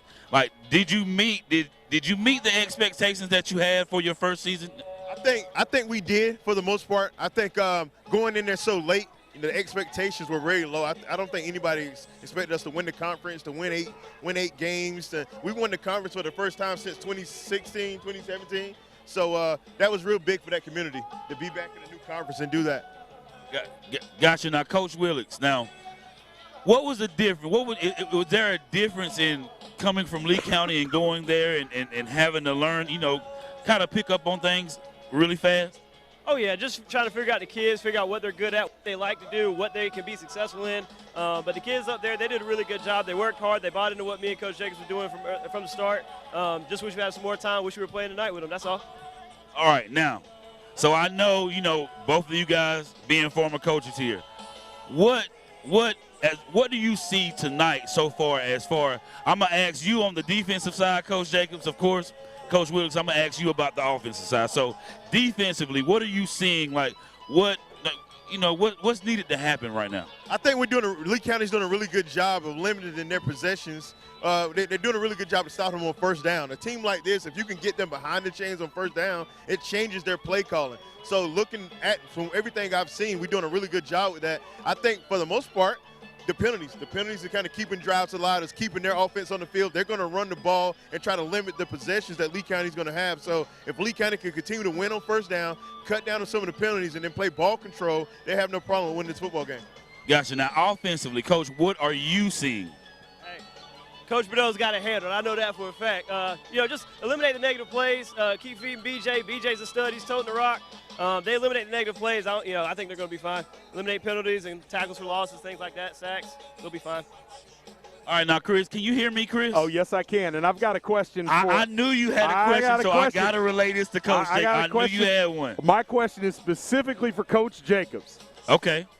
Can he finish this interview and go on down there to the field house and give one of those halftime pep talks? Okay, so Chris DeLambert, of course, he said, can you finish this halftime show and go down there in the locker room and give one of those infamous halftime speeches? Is that on your agenda tonight? Not tonight, man. You got to let Coach Bordeaux do what he does, and this is his team now. As much as I want to be there, I want to jump around, be with the guys, I still got to stay in my space and know my place. So whatever he's done up to this point has got them this far. Hey, if it works, I'll still be playing tonight. So I got to let Coach Bordeaux keep doing what he does. Great. So definitely thank you for coming on tonight, having you guys giving this interview. And good luck next year, Coach. If I don't see you from this time to this year till next year, I want y'all to have a great second season. And we're definitely thank you for coming down and supporting the Jackets. So, Chris, I'm coming back to you after this wonderful halftime show. I know you're jealous. I know you want to be down here with me, but that's okay. You're stuck up there tonight, and I'm down here. So, hey, back to you. All right, guys, that was fun. Coach Andre Jacobs, of course, the defensive coordinator here that came with Coach Bordeaux when he came in, a guy that you all know very well. And we knew from the day he showed up, it was apparent as soon as you met him, he was a head coach in waiting. Absolutely. And was a late hire, took the job at Middle Creek, took Coach Willicks with him to be the offensive coordinator. You did it. Coordinator. And really kind of, first of all, he was in a tough spot because he was a late hire. Coach Bordeaux found himself in a very tough spot, but that was always – he knew it was coming. So there weren't any hard feelings for anybody that's out there wondering. But the solution here was for Coach Bordeaux to call both the offense and the defense. You guys as longtime coaches talk about the challenges that poses for a head coach, because it's really – you never see it, do you? No, I never have. No, I've never gotten the opportunity to coach with a head coach and coach the offense and the defense. I know Rob hasn't either. Majority of my coaching career has been with him on the same sideline. I have been a head coach on the JV level, a coordinator at the JV level, all that. And being a coordinator by itself is hard enough. To be a coordinator and a head coach is absolutely exhausting. You have to have a great crew of coaches behind you to help you with things like substitutions, game awareness as far as down and distance, your timeouts, etc. A lot of game management items.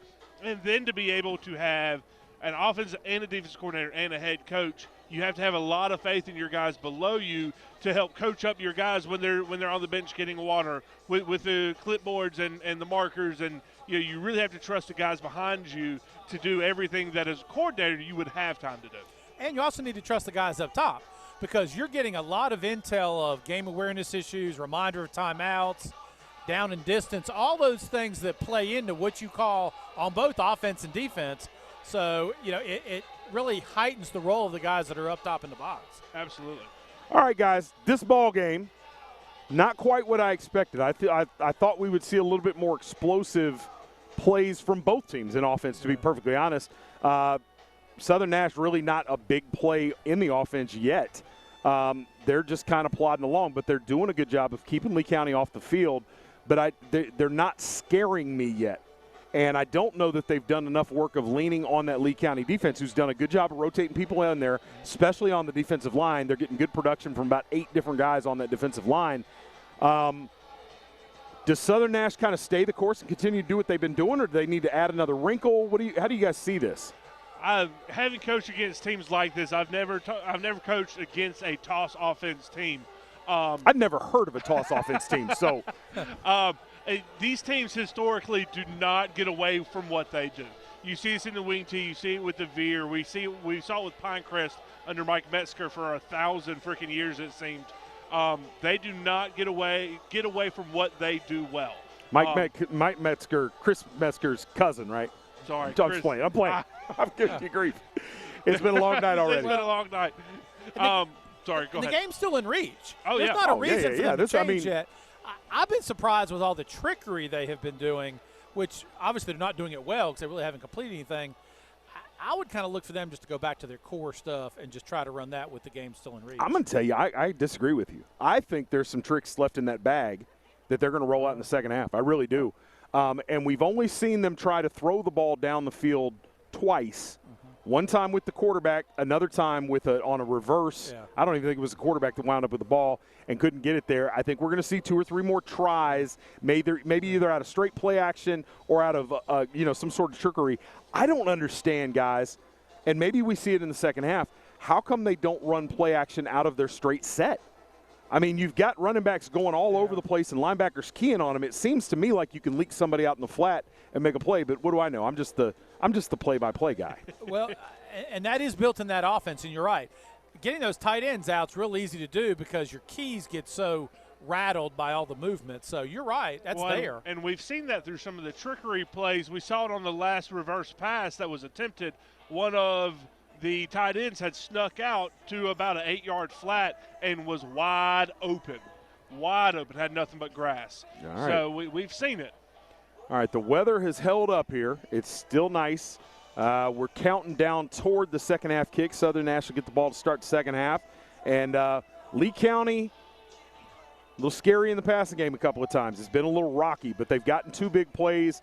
The long pass to Kenyon Martin on the post, and then Kenyon Martin, Cincinnati basketball. Kenyon Palmer on the post, and then Kenyon Palmer again on the screen down inside the red zone. Has both of the Lee County touchdowns, which might be a little surprising when you see this star-laden offense. Kenyon Palmer, definitely a big part of it, but for him to have 100% of the scoring, maybe a little curious. All right, we'll see what they come out with the second half. I really think that we're going to see a couple series where they just put their heads down and they try to run it down Southern Nash's throat a couple of times. We haven't seen them commit to it yet. We'll see if they do in the second half. Lee County, concerns about the run defense, I think we've put those to bed. If they can prevent the big play and get off the field again in the second half, I think Lee County could get comfortable here, but we'll see. Big play at the end of the first half where Patterson took the sack.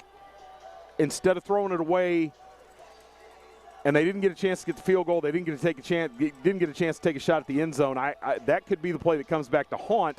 For Southern Nash, the play they may be looming large is that missed extra point that never got off the ground. All right, we'll be back with second half action after these short messages. You're watching the NFHS Game of the Week. Great job. Shout out to Jerry Chalmers for the Classic Nissan halftime show. He never, ever, ever disappoints.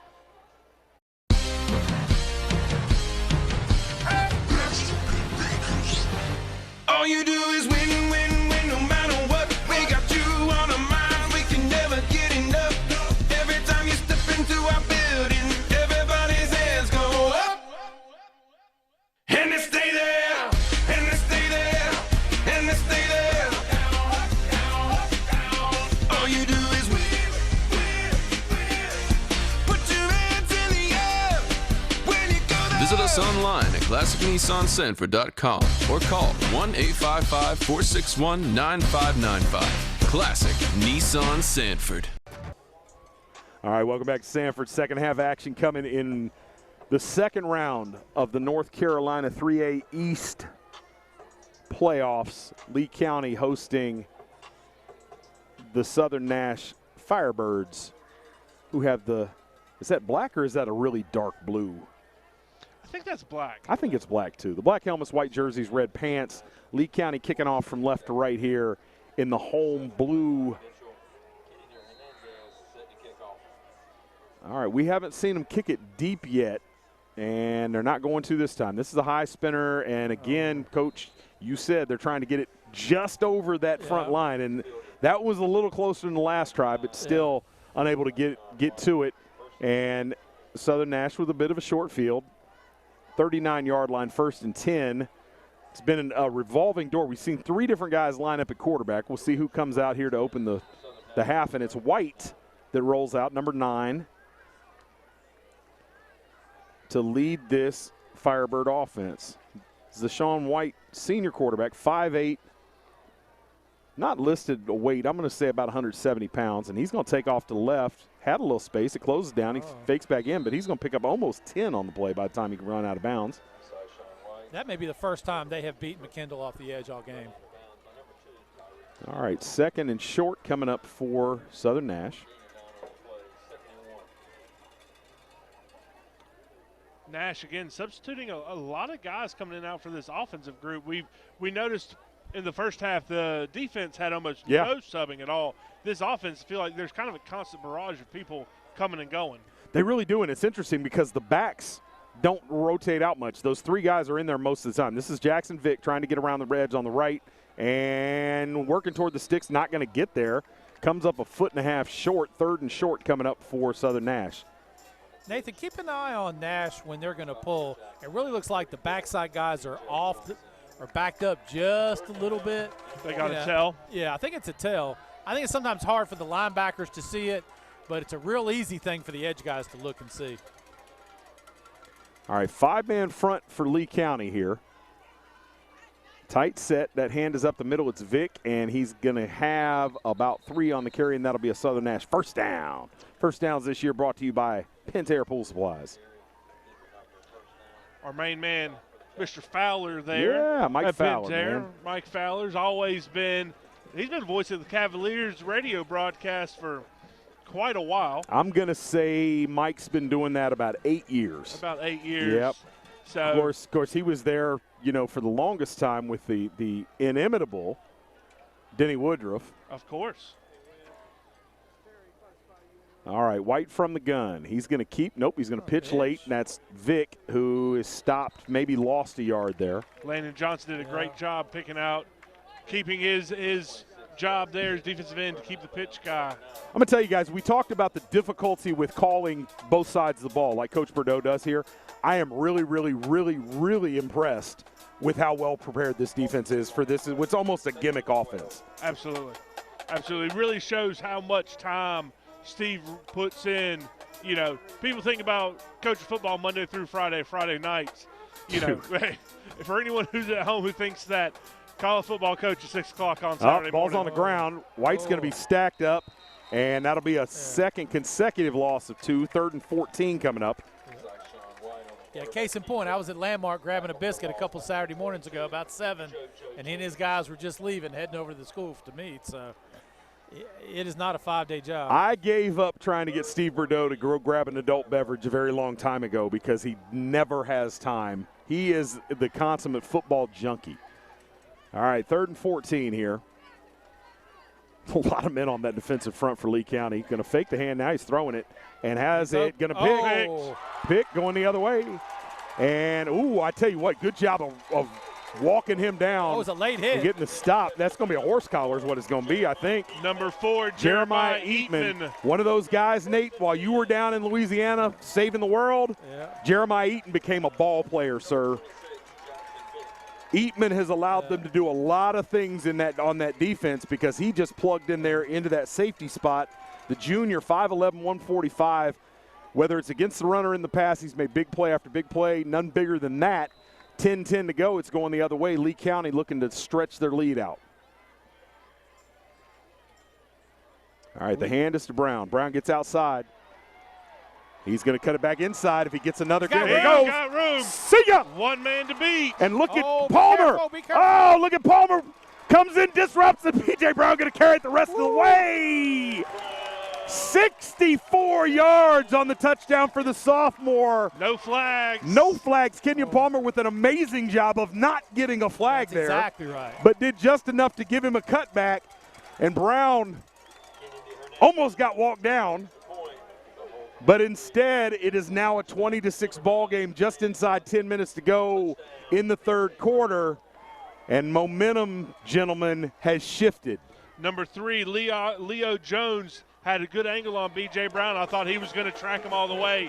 And then out of nowhere comes Kenyon Palmer to give just enough to let B.J. Brown get all the way in. And I tell you, B.J. Brown is one of those effortless runners that never looks, if you had him in a still frame, like he's moving quite as fast as he is, but he doesn't get caught from behind very often. Leo Dawson come and put the skates on, and went after him. And Kenyon Palmer, man, with a burst of speed to get down, catch up to that thing, and get in the way just enough without drawing the flag. That's really, really intelligent football play. Well, and he may have cramped up a little bit. He was hobbling coming off the sideline. Who's that, BJ? Yeah. No, you'll get familiar. That's just BJ being BJ. He's always going to hobble. Okay. He pulls the old Jim Brown. And he told me that he saw it in a documentary about Jim Brown where he gets up slow, limping all the time, playing possum for the defense. He'll be fine. True story. That's a made-up story. No, it's not. I asked him if he knew who Jim Brown was, and he laughed, and he told me the story. No way. That's awesome. As a 15, 16-year-old young man, that's awesome. All right, so 9:55 to go. Lee County with the quick score, 21-6. B.J. Brown doing that with an assist from Kenyon Palmer way down the field. And Hernandez has tried the last 2 times to pop it right over top of that front line. Maybe we see a more traditional onside attempt here since those guys are accustomed to going backwards. Yep. Man, I tell you what, I'd be watching this team, guys. All right. If there's an opposition, a future opponent that wants some scouting, man, give me a call. If the money's right, I couldn't turn on them. All right, so from the 49, Southern Nash will take over going the other way. So, going back to interception, that's why it's hard for teams that don't pass to try to do that. They had a wide-open receiver, but just how slow the play took to develop opened the door for the interception. And then just, let's be frank, not a good throw. He hung it out there. Oh, yeah. All right. I don't even know where the ball is. That's right, trap inside. There's that trap. All right, picks up 9 on first down. 2nd and 1 coming up. 2nd and 2, I guess, after the spot. Number 9, Dawson May on the carry there. Had all of us confused there for a minute. All right, clock running inside 9.5 minutes to go in the third quarter. Southern Nash really, really needs to put points on the board here. White takes a snap, and they've run it again, and there it goes. There's Gandy. Gone. And they ran exactly the same thing, and the motion on that was amazing. Yeah. Everybody chased White. Yeah, they ran trap again and just had great ball fakes on that play. And that's that explosive run game that we've seen from Southern Nash on tape. Now at 21-12, looks like they're going to go for 2 here. This is a big play in the game. You absolutely go for 2 here. A big, big play in the game. This gets it down to a 1-score game. Let's see if we get that wedge look I was talking about before. All right, here we go. Full house backfield. And the hand is inside, and it's stuffed by the Jackets. They're going to get him short of the goal line, and that keeps it a 2-score game. No good, they say. 9:11 to go in the third quarter. We're going to go down to the field. Coach Chalmers, can you hear me? Coach, are you there? Man, what great action we're having right there. Big touchdown run by Mr. Bradley. Mr. Bradley Brown, and then behind that, Middle Creek scores on a. Hey, they had me lost on that play. We got some good football action right now. What you think, Chris? Don't feel bad, Jerry. We were lost too. In 2 plays in a row, we didn't have any idea who had the ball, nor did the Lee County defenders. Sadly for them, but I tell you that 2-point conversion not being punched in there. Hey, looking to that scoreboard, it's still a 9-point game. That's 2 scores if my math is correct. That is definitely big. I tell you, some big football going on in Lee County. And real quick, I want to give a big shout out to Lee County AAU football team for making the Final 4 of the AAU state playoffs. So hey, we got some championship football going on in Lee County right now. All right, can't wait for those young men to ascend to the level of Southern Lee and Lee County. Yes, sir. That's the future. All right, Jerry, thanks. See you back soon. All right, sir. All right, Southern Nash to kick off. See if they pull a trick out of the bag here. We've seen a high spinner. If he can kick it deep, he can easily kick it over everybody's head. All right, here we go. And it's a high kick, and it's going to back up the return man. Here comes Aaron Wallace. Wallace out the left. Here goes. Look out. Look out. Oh, my goodness. He trips over the 45-yard line. We got some action. Yeah, there is. Io Adesanya gets tangled up with a Firebird. And I tell you, Aaron Wallace, man, boy, he goes from nothing to 100 very quickly. Rowan Watchowitz On the tackle there, the kicker, the last person, you give the line kicker, of defense. You give the kicker an assist there. I think the 45-yard line gets credit for the tackle, and Aaron Wallace is never going to hear the end of that from his mates as the kicker was able to trip him up. But he sets Lee County up with fantastic field position. I tell you guys, I've been clamoring all year, nudging coaches, get Kendall Morris back there returning kicks, get Kendall Morris. I don't know why I didn't think about it. Aaron Wallace back there returning kicks is perfect. All right. That's Morris, the guy I'm talking about right there. Gets close to a first down with the big run on first down. Just keep. Man, he is sudden. Just kept bouncing up to the next level.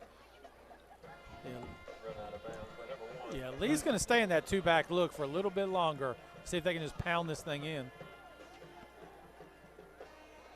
Well, and if you walk those safeties up, they'll throw it down the field. But you got 3 men in the route.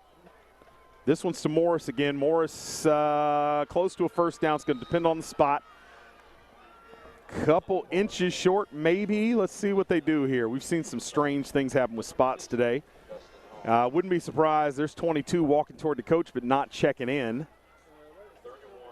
A lot of times we'll see that package that Jerry and I like to call what you gonna do with 34 and 22, T.J. Johnson and JoJo Jennings in there, but they'll keep the two smaller backs, B.J. Brown, Kendall Morris. Safety rolled down. They changed the play. All right, the hand to Brown. Brown's got space.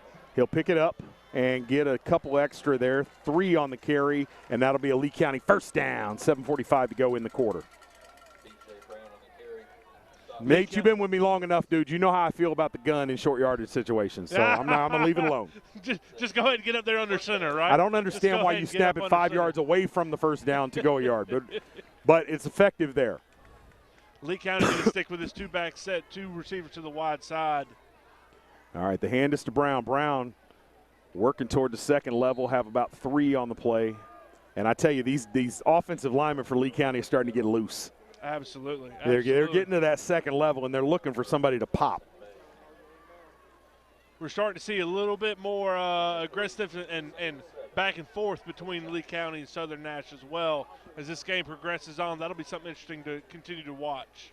So after the West Johnston game, as I traveled through life last week, a lot of things to talk about in a big win like that in the playoffs, but more people asked me about a block than anything else. And I don't know if you guys had an opportunity to see it, but Kenyon Palmer scored on a screen where Caden Pedley came down and cleared out 3 players with 1 block.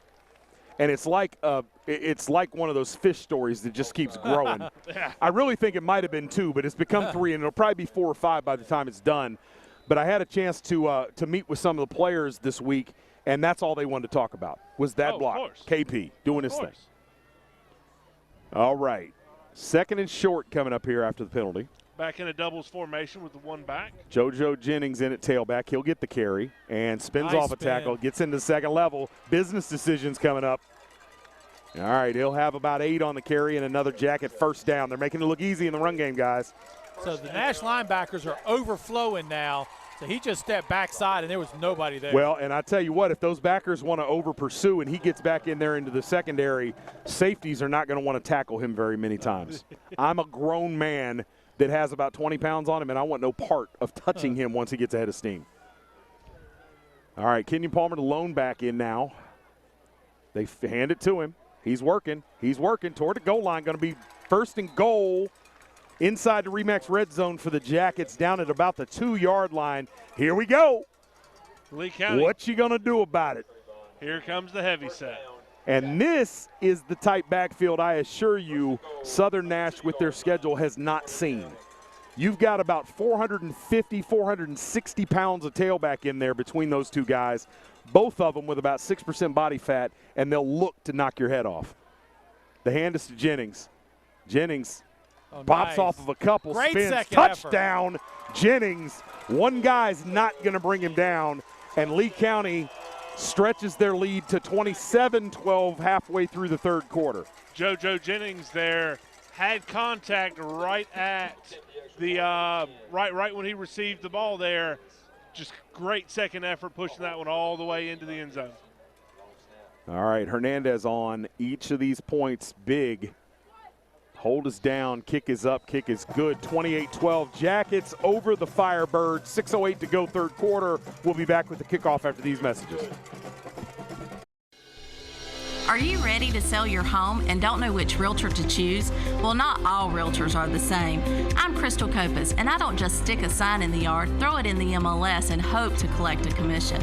I provide a customized marketing plan that includes professional staging, photography, videography, and drone at no cost to you.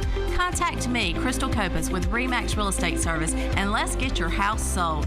919-356-5402 or visit me at crystalcopas.com. All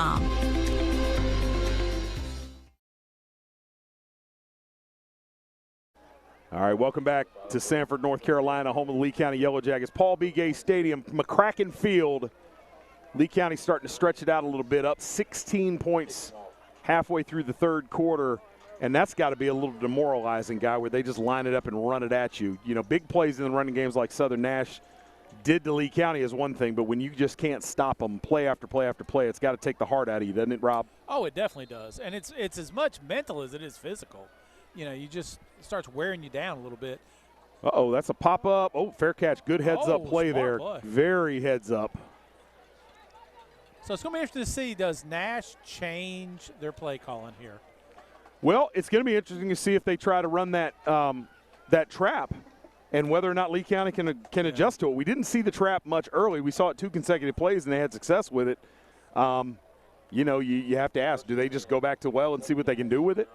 It certainly was more successful than anything else they've done tonight. If I was Southern Nash, I'd be going for that trap. First 2 or 3 plays here, just to test the waters. All right, full house backfield. White takes the snap, and it's into the belly, and that's going backwards. That again looked like a broken play, though. There's a lot of guys just standing around, kind of looking. Yeah, it looked like the right side of the offensive line was confused. Yeah, they really did. Nonetheless, brings up a 2nd and 11, 2nd and 12 for the Yellow Jackets.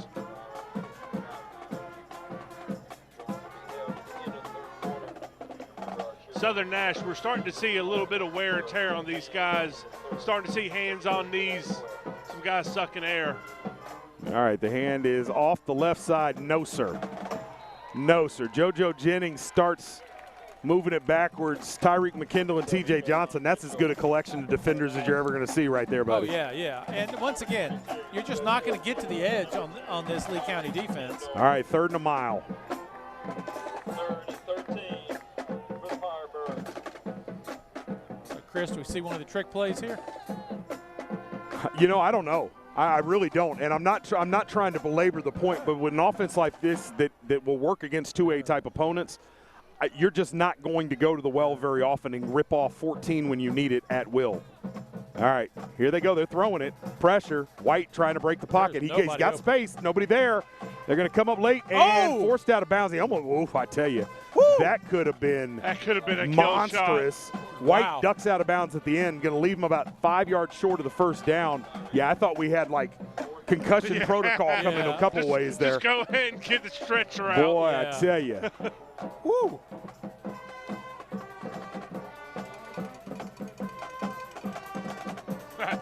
And it was Jay Sally, I think, that had him measured back there coming up from the secondary.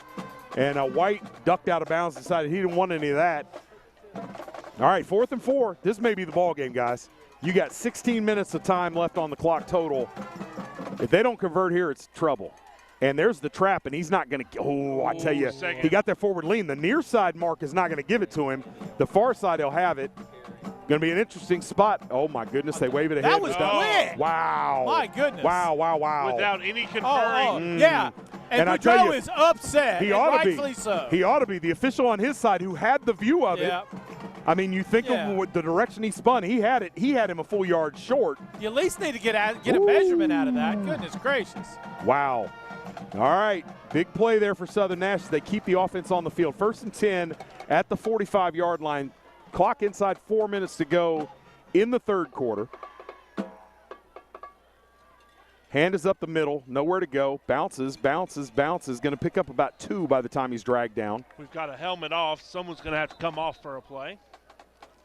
Which color helmet? Oh, There it is, and I think that is Ross Johnson coming off. Ross Johnson coming off. I tell you what, Lee County linebackers. Uh-oh, now we got it. Now we got a Firebird down. Cramp.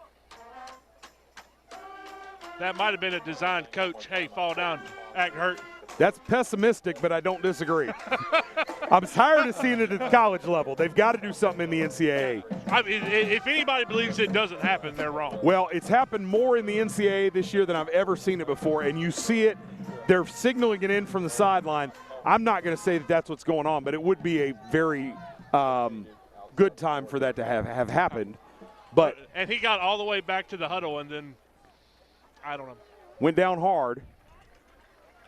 But now he's able to walk off. A little bit of a limp there. That's Gavin Bissett, one of the offensive linemen. Just needs a little pickle juice. A little pickle juice. The magical properties. Second and 8 coming up for the Firebirds.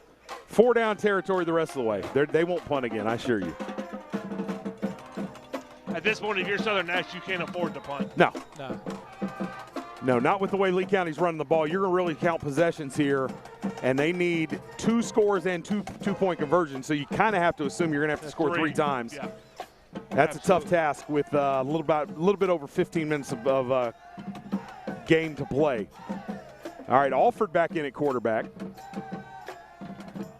They move him, bring a man in motion. We got a pre-snap penalty. No, we're going to get a timeout. Got a timeout. A timeout coming off of the unofficial timeout. That's interesting. Clock stop, 3:07 to go. We'll take a quick break and be back with the conclusion of the third quarter here in the NFHS Game of the Week. 90 years ago, First Bank was founded. You know First Bank, the one where you are greeted by name, the one dedicated to the community, and the one born in the heart of the Carolinas. We help our customers to realize their dreams by providing financial solutions and building trusted relationships. Hi, I'm David Fashee, and we are First Bank.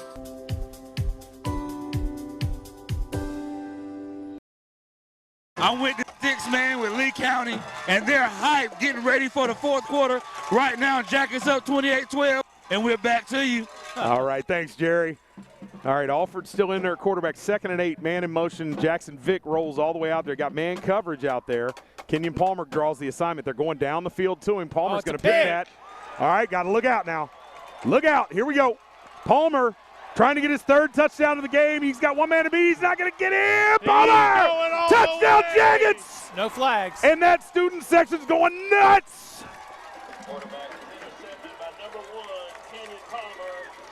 You know, Chris, we talked early in this game, you got to get Southern Nash out of what they do. This team is not comfortable throwing the ball. They're throwing lollipops to this Lee County secondary. All right, Kenyon Palmer showing the Jets and runs through a tackle at the end of that. And, you know, the timeout gave Lee a chance to figure out how to adjust to that motion. So they just rolled the safety over, played man coverage, and the underthrow just worked right in their hands. All right, Kennedy Hernandez on, and it is 35-12. Jackets in full control now, out in front by 22, and look to be punching their ticket on into the 3rd round. We'll be back right after these messages. Pentair, empowering people to move water, improve water, enjoy water, so that people can live their best, healthiest lives. Lives with purpose. Lives with enjoyment. Lives that flourish. Lives with hope.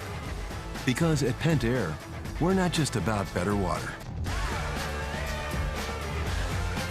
We're about better life. Pentair, bringing water to life, for life. We got a score now. Where you got to come from, All Nate? right, so the winner of this ball game goes on to play either number 13 Jacksonville or number 4 Hunt. I tell you their rankings because whoever wins that ball game, if number 4 Hunt wins, Lee County is on the road. If number 13 Jacksonville wins, Lee County is home for another week. Right now in the fourth quarter, Jacksonville 21, Hunt 20. Oh, my goodness. Ooh. Oh, my goodness. All things considered, I would much prefer some home cooking next weekend, gentlemen. As would I. See if you can check in on the Scotland game. See what Scotland's doing. Scotland, we don't have a chance to see until the regional championship. Well, the reason I ask, and we talked about it last week during the telecast, Southern Durham, undefeated in conference play, wins their conference, and as a 10 seed had to host Scotland. Uh-oh. Scotland up at the half against West Carteret, 28-7. Man. And West Carteret as a 7, you got to feel pretty good. Yeah. And you see that 23 coming in, and you're like, are you kidding me? Yeah. Wow. I tell you guys, we talked about this, and there are going to be too many men on the field again. Schlesinger late getting off. That's going to be 5 free wins for Southern Nash. We talked about this earlier today, Nate. And I'll just the Scotland Lee County. Lee County, of course, won with a late interception return for a touchdown. That Scotland team is every bit as talented as Lee County. And, man, playing as a 23. That's a scary draw. Yeah. That's a scary, scary draw. Man, for my money, probably. Well, and you know that ticked off Coach Bailey and that staff, too. Yes. 100%. All right, White's going to keep it on 1st and 5. He'll get a yard or two. Yeah, and nothing's going to fire up a squad than saying, hey, man, look, we're at 23. We got to go on the road. Yeah. I think, and Rob, you would be best suited to weigh in on this. There's a lot of takes with regard to the new alignment and everything else, but one of the biggest issues I see is with the seedings where you're only getting one automatic bid in these split conferences, because you're going to wind up with things like that. It could have just easily been Lee County as a 23. Oh, yeah. And it really isn't fair, but I don't know how to fix it. Well, yeah, you're right. I mean, if that game goes slightly different, then those seedings are probably flipped. But think about what that does to teams that are winning their conferences, getting a draw like that. I don't know, man. I don't have the solution. I do have to admit on that one. All right, third and a yard here. Southern Nash. This is a big play. It really is. They're definitely 4-down territory. All right, the hand is up the middle, and Gandy is doing damage, and he might go. He is gone. All right, in pursuit. Well, maybe not. Maybe not. Gandy with his second big touchdown run of the game, and I told you I didn't know which of these guys I liked the best. Gandy looking like the number one to me right now. All right. Jeremiah Eatman was in pursuit, but I think everybody on the back end thought he was stopped, and Gandy just kept on running, ran out of an arm tackle and into the end zone, and keeps this thing interesting. All right, 17-point game right now. Looks like they're going to go for 2 again. Yep.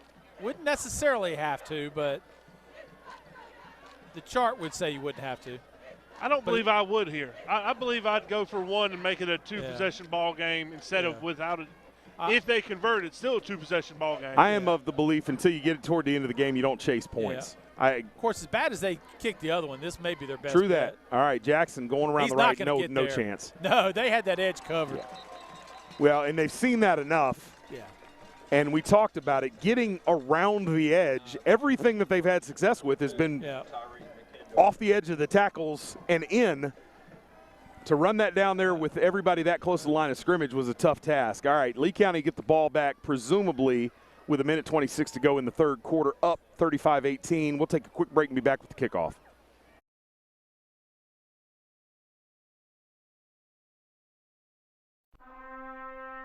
Something big is coming. Something so big, it'll change the world of chicken sandwiches. Zaxby's new signature sandwich with Zax sauce or new spicy Zax sauce, because the chicken sandwich war ain't over yet. The new signature sandwich. All the other little sandwiches can run along.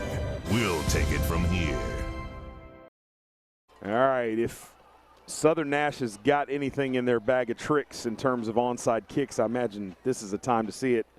Got that ball sticking almost straight up in the air, so I don't think he's intended to kick it deep. We'll see what kind of pooch. I think this ball's shooting for the 45 near. Yeah, look where South he's standing. Nash. Yeah. There he goes, coming straight at it. You're right. Nope. Oh. Going to pop it up in the air. There's a fair catch signaled for, and the ball is brought in. Tyreek McKindle with the sure hands. And a short field for Lee County here as they'll take over at the 35-yard line. 1st and 10, 1:25 to go in the third quarter, up 35-18. I wouldn't throw the ball again, guys. Nope. I'd get a heavy dose of B.J. Brown and JoJo Jennings there in the backfield. And Well, I would just go. We're probably, I'm going to say that when we get down inside about 8 minutes, I think you see TJ and JoJo check into the backfield. But who knows? All right, Brown with the carry. And he puts his head in there. He's going to have about 3, 2nd and 7 coming up, and they'll start working this clock. This is where having a senior quarterback is a luxury. They can run one more play this quarter and get it down to double zeros. I just got an upset alert from High School OT app. Coming in at number 15, Jacksonville defeats number 4, Wow. Hunt, 21-20. All right. Which means as long as Lee County wins out for the night, that means we are home again next week. All right, let's get Jerry, can you hear me? Oh, man, no gain on the play. Here. Big third down coming. All right, so we got an upset alert for you, sir. Oh, yeah? Jacksonville gets past Hunt, 21-20. How did you not report on that then, sir? Well, see, I called it at halftime, but I didn't want to, put anything out there because their game wasn't quite over. Well, it's over now. 21-14, so that means 21-20 is the final, I believe. If everything stays the same, then we'll be right back here next weekend in Lee County. Am I correct? All right, be careful with that early call there, sir. Yeah, I say if everything stays the same, I don't want to push it too far. All right, third down here. Brown with the carry, nowhere to go. That you talked, Rob, about that Southern Nash, or the Lee County defense rather, getting accustomed to what they were seeing. And now we're seeing that Southern Nash defense bow its back and get accustomed to what's going on. Nate, what do you got? Another upset alert from goodness. High School OT, and this is one I did not see coming. Number 18, Panther Creek, defeats number 2, Wake Forest. What? 14-13 in the 4A East playoff. Wow. Check in on the Havelock game. Havelock was a 16-1 today. Yeah. And I'm not sure Havelock's not going to win that thing. Was Havelock on the road? Yeah. Oh, yeah. They are down against Eastern Alamance 14-6. Oof. Eastern Alamance number 1 seed. Yeah, I was going to say, that's Eastern a Alamance tough is good, but draw. Havelock is talented, boy. Yeah. Whew. All right, Havelock, a team that kind of stubbed their toe halfway around through the season. They were number 1 3A team in the state for a while. But Eastern Alamance always a quality program. Is Catholic number 1 in the state still? That's a fantastic question. I don't know off the top of my head. It's been back and forth. I know that Richmond is 4. That's the only thing I know right off the top of my head, unscripted. So that Richmond team has just quietly gone about its business all year long. Really has.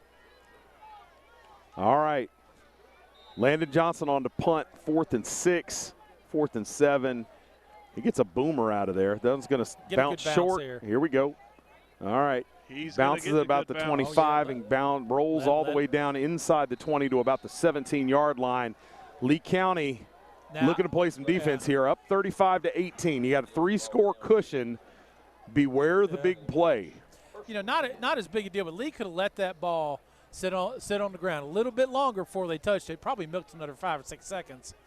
Probably not a big deal with the score where it is, but in playoff football, those little things sometimes come back to. All right, so assuming that this holds, not that we want to put the whammy on Lee County, you guys going to be back in the booth with us next week?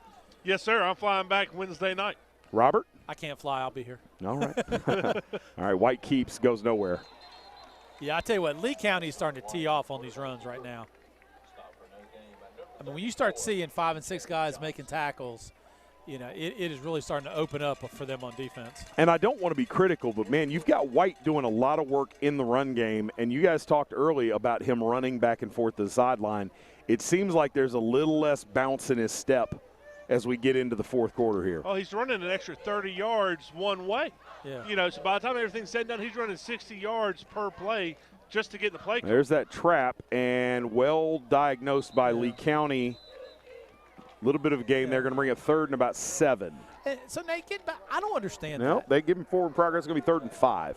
In the era of wristbands and signals and, platooning and all kinds of different ways you can get plays in, that just seems so old school. You're looking at a 60s to 70s offense as well. Well, here's the thing that I'd ask you. I mean, we've seen a lot of personnel come in and out. Yeah. I don't understand why they're not taxing it in with a receiver or one of the tie. I don't know, but I played under a coach who was wing T, and we substituted running backs almost every play. Oh, flag comes out. All right, that's going to be a first down as Lee County jumps. and they were substituting so often to get the play calls in, to keep our guys from running back and forth the entire time. Braden Kirkland taking a break from the offensive line, getting some defensive reps, but he jumped off sides there, a little anxious. 10.5 to go. He'll give up the first down. Southern Nash. Now, and the other thing, to speak to this running back and forth, like you said, when they need to play with urgency and pace, it's really difficult to do. We saw that same problem with Fuquay early in the season as the game got late.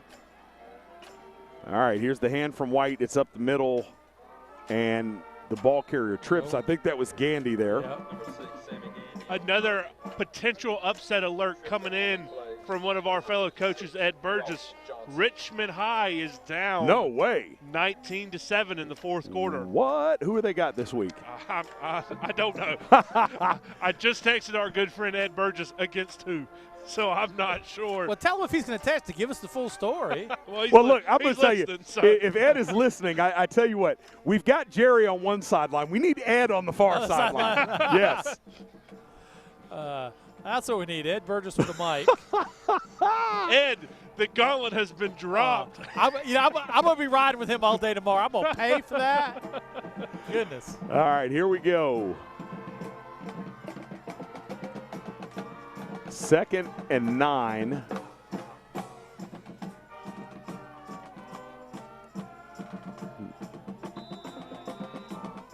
Clock winds under 10 minutes to go.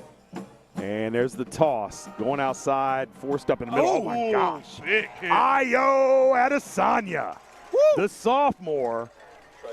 Woo! I tell you, Nate, we have agreed. I want your assessment. You just saw your first big shot from Ayo. We think it's hard not to see Larry Baldwin when you see number 6 play linebacker. So number 6 needs a little bit more time in the weight room, needs a few more double cheeseburgers. And he needs a neck roll. Get a little bit more rear end. He needs a neck roll like Larry rolled. That's what he needs. But he brings the hammer like Larry would. I'm excited to watch this young man. All right, 4th and 2 coming up here for the Firebirds. 35-18, they trail. Every possession critical right now for Southern Nash. Moving from left to right in the road, Whites. 4th and 1.5 yards. 4th and 1 for the Firebirds.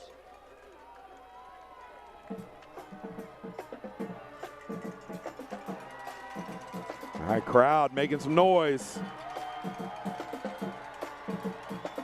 This is your ball game here. The hand is inside.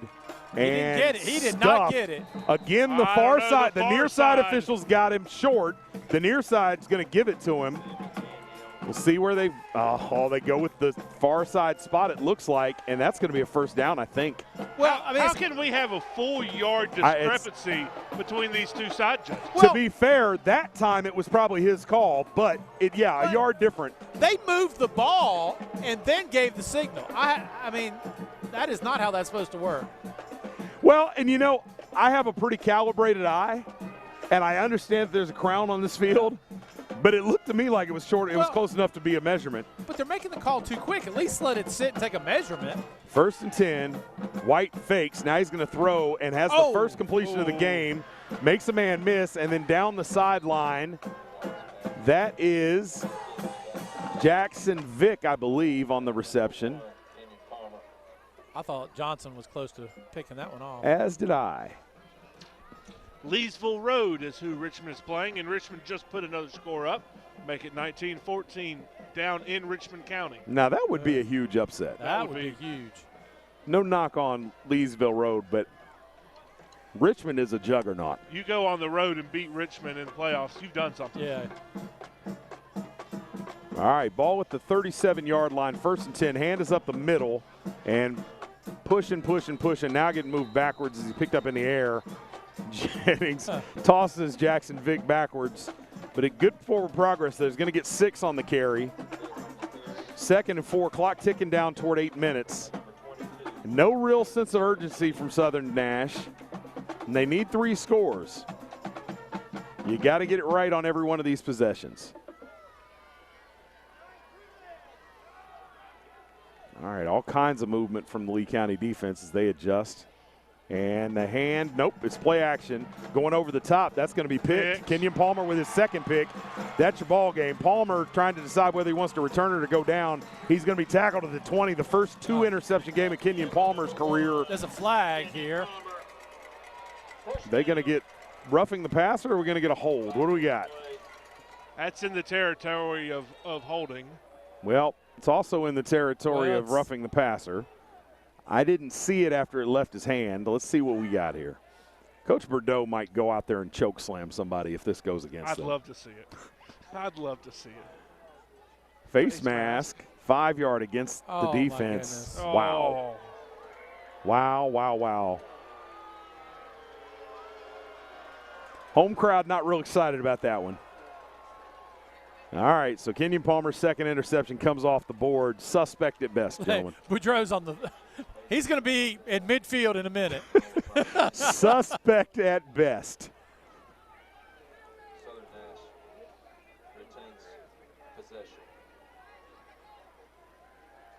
Oh, Lord. Well, Coach Vertigo got an explanation. I'm certain that it was not sufficient, but he's – nothing he can do about it. See, that's the thing about being a coordinator. You got to call the next play. You can't sit and argue. Yeah. All right. There's Gandy up the middle. Going to get a couple. I have never seen Steve Bordeaux stand and argue too long. No. That's not his style. Not his style.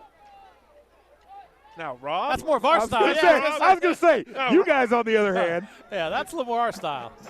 We could help him with that. I'll call a timeout just to argue. 2nd and 6 coming up. Nash is just taking way too long. They really are. Done. All right, 7 minutes to go. White takes a snap, hands up the middle. A yard maybe. 3rd down coming up. I will tell you, on that pass play, they had a tight end on a corner route with no Lee County player anywhere near him. And there's another flag. They're talking to. That's got to be hold. Talking to the Lee County captain, McKendall. Now, well, maybe they were telling McKendall. Because I tell you, Chris, one of the things that happens on that toss, they cut the backside. And I think what you're seeing is while a guy's engaged, somebody else is cutting him. They're high-lowing him? High-lowing him. Explain for the folks at home in more detail what you mean. Well, first of all, cut blocks ought to be illegal. I'll start there. Agreed. So what will happen is a player comes and he's trying to cut the player that's coming kind of inside of him. If that player is engaged at that time, that becomes illegal. Which means somebody else is blocking him at the time. Yeah. So, Chris, this would be my hands on you blocking you, and while you and I are actively engaging, Rob comes and hits your knees. Yeah, it is a safety issue. That's what I was looking for, guys. Yeah. All right, negative yardage on the carry there, and this is 3rd and a mile for Southern Nash. So you almost got to believe they got to throw the ball here. Well, 4-down territory. I mean, all right, can you let's see another one. The trap is not working anymore. They can't get to the edge. I don't know why they sort of stopped running off tackle. Here we go. This set of downs, though, I've been watching the clock, has taken over 2 minutes off the clock for just this set of downs. All right, here's play action. Pass rush is coming. JoJo's got him. Oh, no, he slips out of it. Still being pursued and forced out of bounds back behind the 50-yard line. Back at the opposing 49-yard line. So one of the things that teams that don't throw often cannot do is pass protect. And that's what you're seeing. I mean, Lee County defenders are just getting in the backfield. All right, 4th and about 35 coming here. You can't punt. You've only got 5.5 minutes to go. What are you calling that? I don't know, man. I don't remember that being on the call sheet. I've had long call sheets. I've never had a 4th and a country mile call sheet. Here we go. All right, Lee County safety's not very deep on this. That's it. Now McKendall's going to roll back there, and now we got a flag. We got a procedure call here. All right, we got a procedure. What do you have there? I think I know what it was. I think it was the receiver down here. Number 2, I think, got an early start. All right, so this is back them up 5 more. Delay a game? Is that what they called? Well, not from here, though. That would have been the back judge. Yeah. I think he made the wrong signal. Yeah. Yeah, because the side judge doesn't call. The side judge is not watching that. It's just the back judge, because he's the one who has to be able to count. All right, 4th and about 40 here. All right, White rolls, and they got another pre-snap penalty. So let me just tell you, if you're a defensive lineman, this is a dream. Offsides. Oh, wow. Interesting. Oh. I didn't see it. Must have been somebody lined up in the neutral zone. I didn't see anybody get off to a quick start there. All right, 4th and about 35. So the D-line got a little too excited there. Got to get all the way down to about the 17 to get a first down here. Ball marked at the 49. 32. I don't know what you call for a 4th and 32 with the ball game on the line. 5:54 left to go with 3 possessions to tie it. I don't know. So they're going trips to the boundary. And now we're getting a timeout. We might as well. I mean. All right, 5:54 to go. We're going to take a timeout along with Southern Nash and see what they drop. This is Fran Tarkenton style, drawing it on the field in the dirt. All right, we'll take a quick break and be right back with the NFHS Game of the Week. Something big is coming.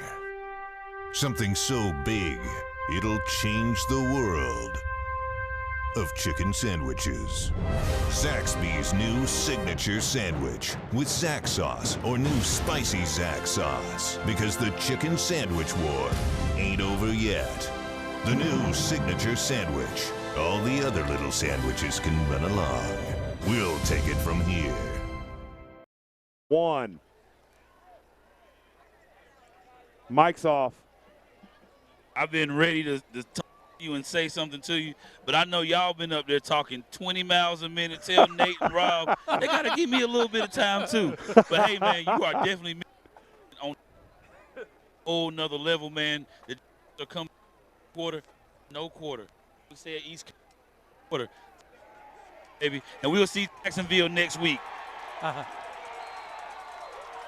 Well, they drew it up. There was your reverse pass. Yeah. Attempt at something. Well, here we are. Lee County with a short field, 5:43 to go, 35-18. I want to see the what you gonna do about it package. Not in there yet. Kendall Morris is coming in at tailback. I really thought we might see 22 and or 34 in the backfield. Yeah, I was expecting to see a little bit of a heavier set here. Watch Lee County hand the rock off and burn these last 5:43 and go to the house. All right, the hand is to Morris.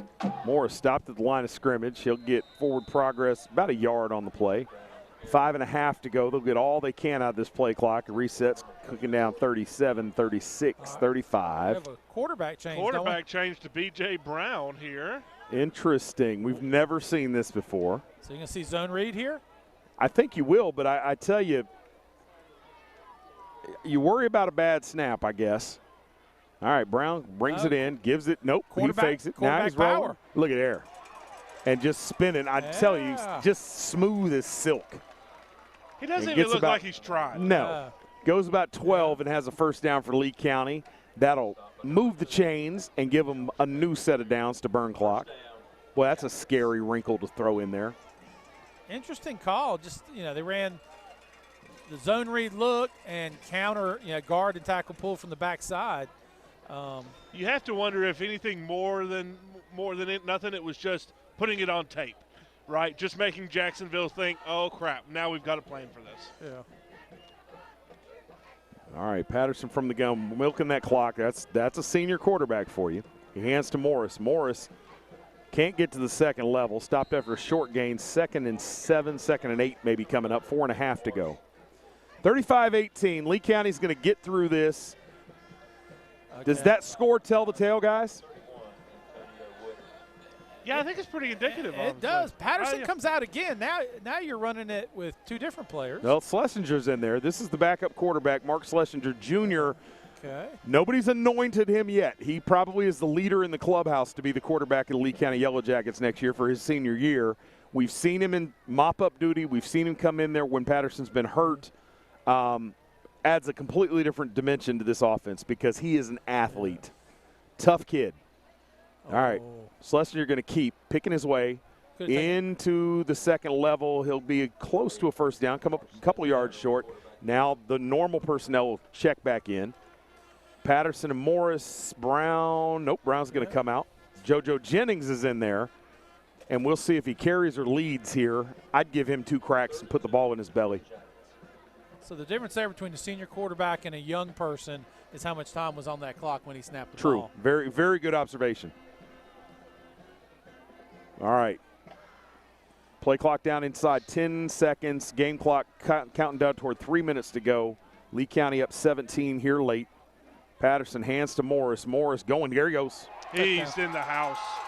Kendall Morris gets the seam and is gone. Nobody's going to catch him. Touchdown Jackets, 41-18, 3:07. Put a bow on this one, guys. That's what they want to get on tape right there. What do you got, Nate? Big upset alert. Number 16, Leesville Road defeats number 1, Richmond in Richmond County, 19-14 in the 4A East. Wow. So, whoa. Check that. What just happened? Leesville Road goes on the road to beat Richmond County 19-14 in the 4A East I bracket. am stunned. Stunned. That's why you play the game, Chris. I tell you what. Wow. For our fans at home that are in still that watching, venue against that team, wow. Kennedy Hernandez puts another PAT up for the Yellow Jackets. You're right, Chris. Going down into Richmond County is never easy, especially in a playoff situation with them being a number 1 seed. All right, 42-18. Jackets will kick it off when we come back. This is the NFHS Game of the Week. We'll take one last break. WilkinsonCars.com. Come visit us at our new location in Sanford. With the same great staff and the same great service. Test drive one of our many different vehicles. Check out our state-of-the-art service department and collision center, where our team can have you back on the road in no time. We're right across from Walmart at 3335 North Carolina 87 South. Schedule your appointment online at WilkinsonCars.com or call us at 919-842-3322. We guarantee we're the place to be at Wilkinson Chevrolet Cadillac Buick GMC. We are professional grade. All right, now, hey, we're back right now, 42-18. As I told Chris earlier, this thing could be a blowout, and guess what happened? It's a blowout. I got my fans behind me. I'm going crazy. We're going crazy. Look at me, Tony. This is what we're doing down here, baby. We'll see y'all next weekend. Believe that. All right, Hernandez with the pooch kick. It's caught on the run.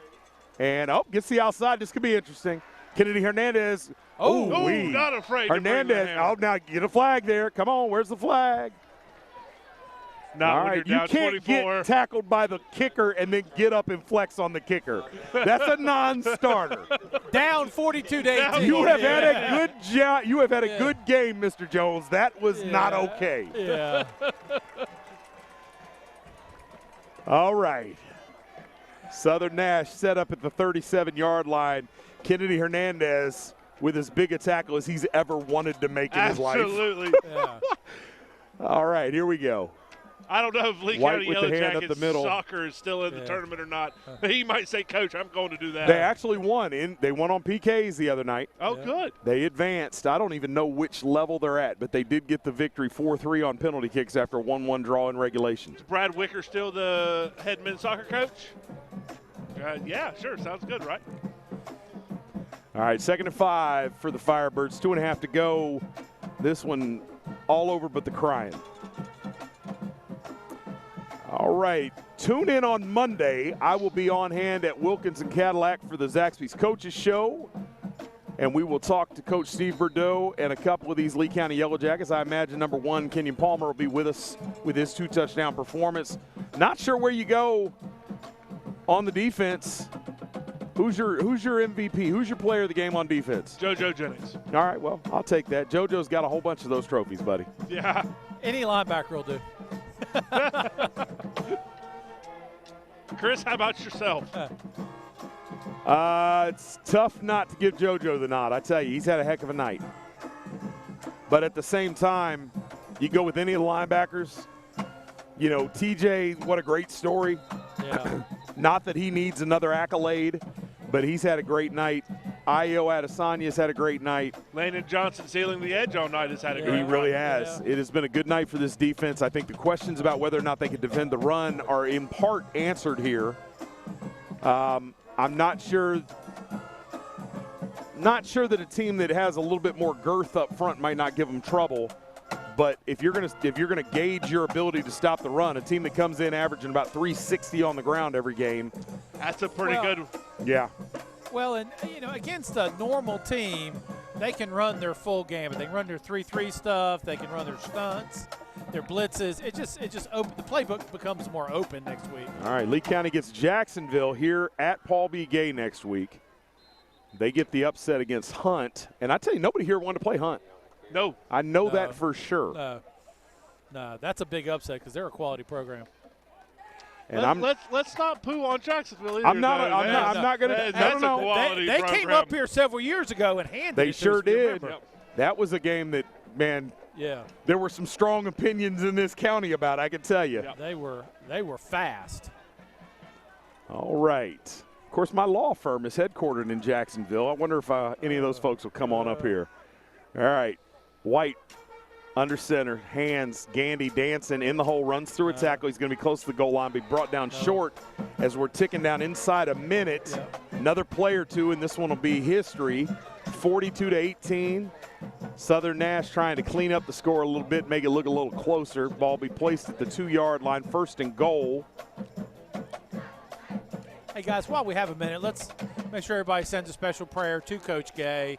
Feeling a little bit under the weather right now. Could all use our prayers. So if you find time, please say a prayer for Coach Gay. All right, Southern Nash looking for one last score. The hand is up the middle. No, sir. This becoming pride right here. No, that's Jennings, I believe, that shot through there. They gave him the score. What? Interesting. 16 seconds to go. Southern Nash scores one last time, apparently. How do you get tackled for a -2 loss and get a touchdown? I'm not sure how that goes.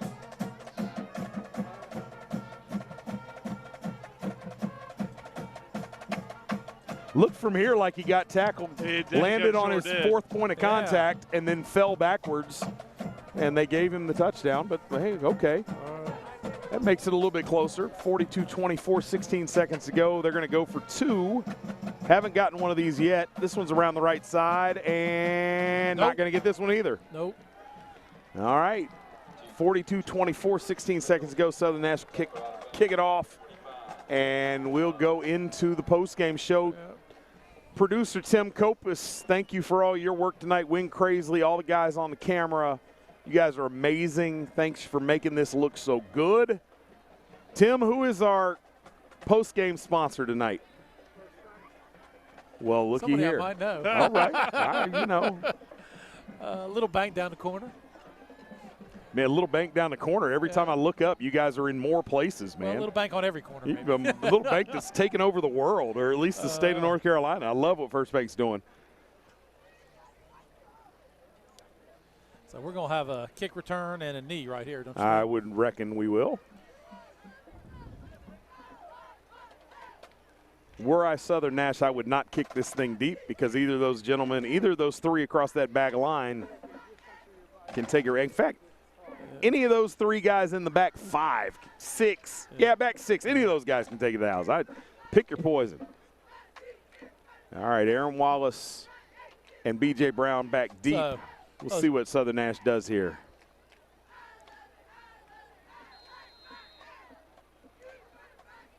Oh, and it's an onside kick. Oh, I tell you what. That's a good kick. That's a good kick. I tell you what.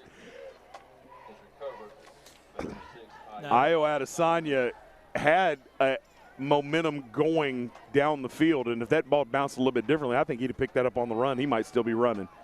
Instead, he falls down, and Lee County handshakes and hugs all around. They'll get one snap here and run this clock to double zeros.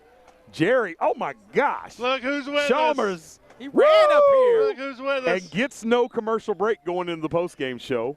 And there, Will Patterson takes one last snap. That'll take us to double zeros. Final score here in Lee County, 42-24. Next week.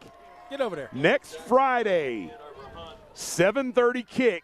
Lee County in the 3rd round hosts Jacksonville.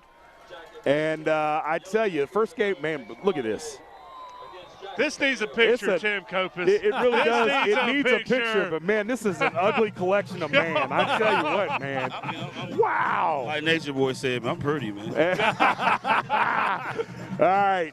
First Bank Postgame Show, in honor of it being the First Bank Postgame Show. Rob Patterson, Coach, why don't you give us your observations? Well, great win, great play. I mean, just the defense I thought really came to play tonight. Did a great job stopping the run. We made great plays on offense when we had to. It was just a solid playoff win.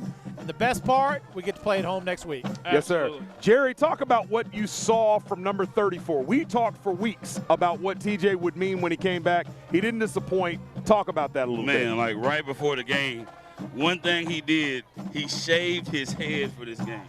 I was like, TJ, what you doing? You shaved your head? He was like, yeah, I'm ready. I've been missing it. So I could just tell, like, first quarter, I seen him getting back into it, getting back used to the speed of the game. After halftime, he was back, man. TJ Johnson is back, man. And I got to just tell you one time, I couldn't even get y'all to stop talking so they could come down on the field with me. I tell you what, though.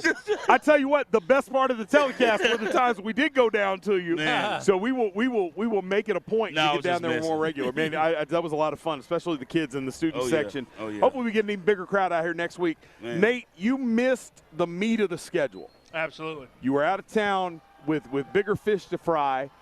You got to see the Southern League game, but obviously you didn't get to see the full complement of where this Lee County team is. Based on what you saw last week and this, or 2 weeks ago and this, tell me where you think this team is relative to where it was a couple years ago when it was a state runner-up, and where you think the ceiling for this squad is. So for the ceiling for this squad, I think is state championship, right? I think this team has everything that it needs to have to take it all the way this year. All roads do lead through Scotland in that regional championship game. I'm interested to see. Kind of amazing, isn't it? Kind of amazing how we might get a conference rematch.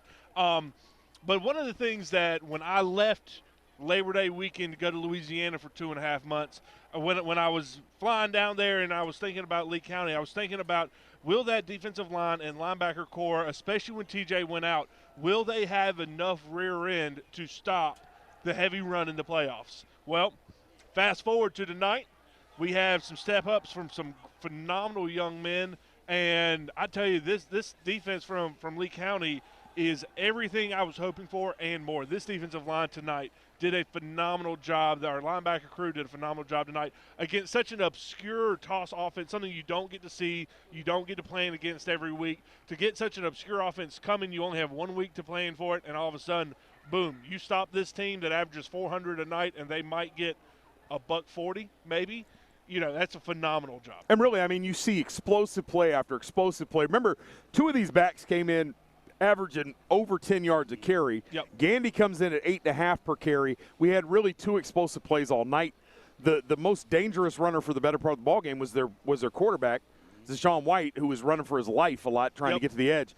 But Nate made some great points, Jerry, and I think that the biggest part of the difference from where this team is now versus where it was at the beginning of the season is these kids. Yes. You've got Ayo Adesanya in there. You've got Isaiah McKindle in there that's thumping people. Brothers. You got Fat Baby, Yes, Prince Lamison Yes, in sir. there. I mean, these kids, and then the depth, these program seniors. Rob, that's got to bring, a smile to your face. You've got guys like Jay Sally and those guys who haven't necessarily contributed a whole lot that have been in the program that are seniors now, and they just keep folding them in there. And you go probably 11 deep on that defensive line by the time it's all said and done. And the key to that is culture. When you get the seniors, you get the young people, you've got a good culture up and down the ladder, and that's what you grow from. Yep. All right, guys, Jacksonville next week coming into the jungle here. Let's have it, I baby. tell you what, man. All right, they got to come to Paul B. Gay. I'm sure they're looking at the schedule, scratching their heads. How we going to do this? I tell you what, man. I'm not one to single out anybody, but I have to single out Kenyon Palmer tonight, man. Oh, man. He was lights out. And one other factor, I think I told Tim to tell you, from the sidelines, watching Tyler McMullen. Oh, my God. I think Tyler McMullen has put on 30 pounds during this season. Man, he is a monster. I tell you what, and coaches, you guys jump in here on him. We talked about him at the beginning of the season being the one guy in that offensive line who legit has a D1 frame. Man. He's a D1 body right now, and he's a junior. I stood beside him, man. He's 2 of me, and every bit of 6 more inches tall. Yeah. He's a nice sized kid, man. The offensive line tonight played pretty well on the second half. But I just watched him, man. He is an anchor. Yes, anchor. All right, Jacksonville next week. Lee County will be here. Should be a great ball game. This is where it gets serious. You get in the third round, and the cream has risen to the top. Some interesting scores going around. We're going to keep our eyes on Scotland, our conference foe here. But Lee County, straight ahead. I'm sure that the only program, the only game that Coach Bordeaux is going to want to talk about is Jacksonville next week. Yes, Monday, I'll get a chance to spend some time with him and some of these kids. I can't wait. Check us out. The stream starts at 7 o'clock from Wilkins and Cadillac on the Zaxby's Coaches Show. Guys, that was a lot of fun.